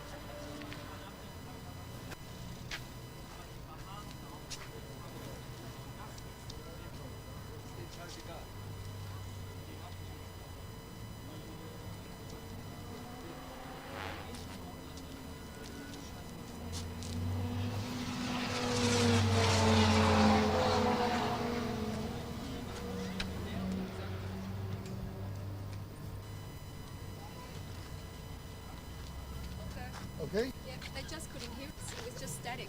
Yeah. Okay. And they maybe try and change the microphone, but I said it's been doing that all day. Yeah. In and out, and when I hear it, I don't hear myself. I just try to repeat it. Yeah. Yeah. But I mean, it's still the sound. Okay. Well, welcome back to the terrace, ladies and gentlemen. I'm joined by Jen Wade and a special guest here. So we talked about, for first things first, ladies and gentlemen, for the drivers in the paddock, the drivers' presentation is going to, and the parade will be taking place very shortly. This young man's going to be in it, but everybody else, you need to start going to the Rotax arch by the podium in the paddock in your nations. We have 37 nations being represented, 245 drivers. We want you all at the drivers' presentation, so please, drivers all need to go to the archway with the RMCIT archway and to come into the paddock there so we can get you on the track for the drivers' parade. Now, one driver, come this way. Now, Jordan Jensen Chalk, you have your eyes on this. Eyes on the prize. Now, let me say, first things first, how are you enjoying your first European event? It's really fun and just trying to do as good as I can. So, the second heat today, the first race you were out today, that was the best race, was it not? I think that was the best race, Jen, of the day so far? It was the best race. I was just going, oh my goodness, these kids, they're so good. Obviously, Albert Friend is the other British driver in Micromax. You know him, but the other drivers, you don't know who they are. Talk us through that race, what it was like passing, repassing, all the way through. It was really hard. I had to catch up to like little packs and then just get past and keep pushing. No, people might not know this, but the weekend before we were here, the first of 3 qualifiers for the Micromax Grand Finals in the UK was held. So this year, the UK is going to have 3 representatives in the Grand Finals in Micromax. There's not a ticket here. You came second, didn't you, on the weekend? You've got 2 more chances to qualify for the Grand Finals. Albert qualified last year. You know, how much has this event sort of like given you the inspiration to try really hard the next 2? It's just a really good track, and this track is really hard, so if you're good at this track, you should be quite good at all the other tracks. So, now tell us, so Jen has got the thing, so the tickets for the Grand Finals, that's not for Micromax this week, but this is what you're looking at. The Micromax, what is it, a Can-Am DS90. That's a quad bike, in my view. What are we looking at eyeing that up there? Ooh. I've always really wanted a quad bike. But because you're down with it. No, because he's smart. He spends his money wisely.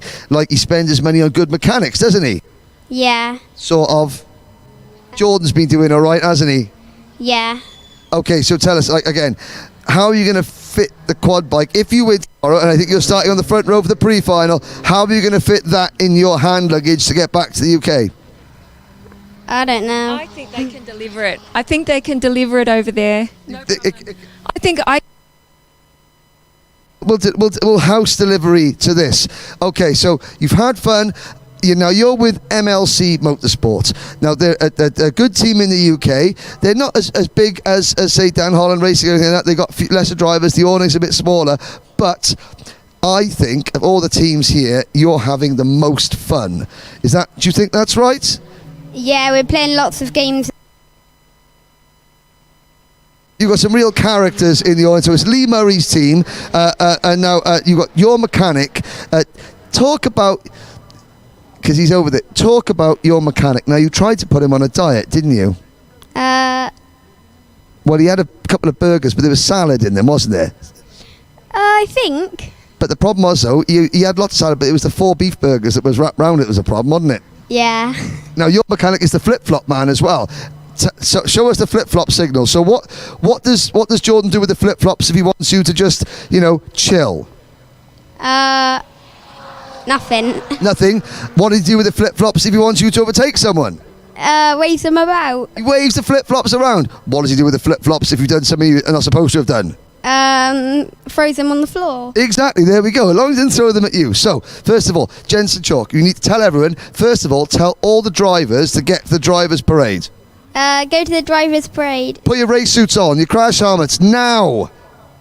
Yeah, can put your race suits and your helmets on now. Excellent. And then, first of all, we're going to say a big hello and welcome. Who are we going to speak to at home? Your dad's here, but who are we going to say hi to back home? My mum, my sisters, and my cousins. Excellent, excellent. Well done. Right, Jensen Chalk, Minimax driver. Mummy Chalk. You're going to have to... It's hard enough watching Jensen go in a go-kart. Imagine letting him loose on one of these. Do you reckon your mum will let you? No. No? Okay. eBay special, Tuesday morning. If Jensen wins, good luck. See you at the drivers' parade. Thank you. No problems. There we go.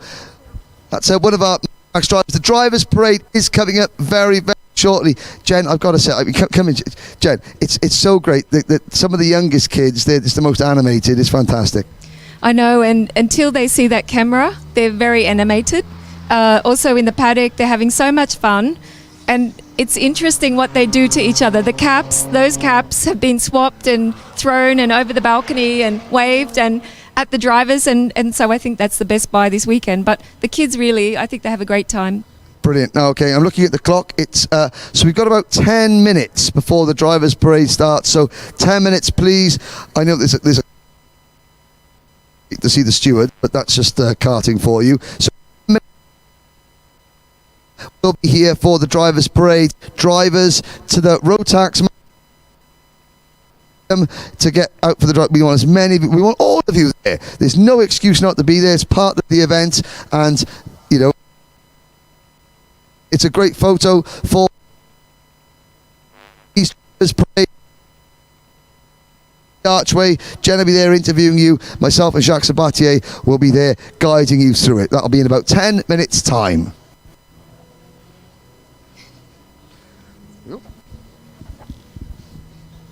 Thank you.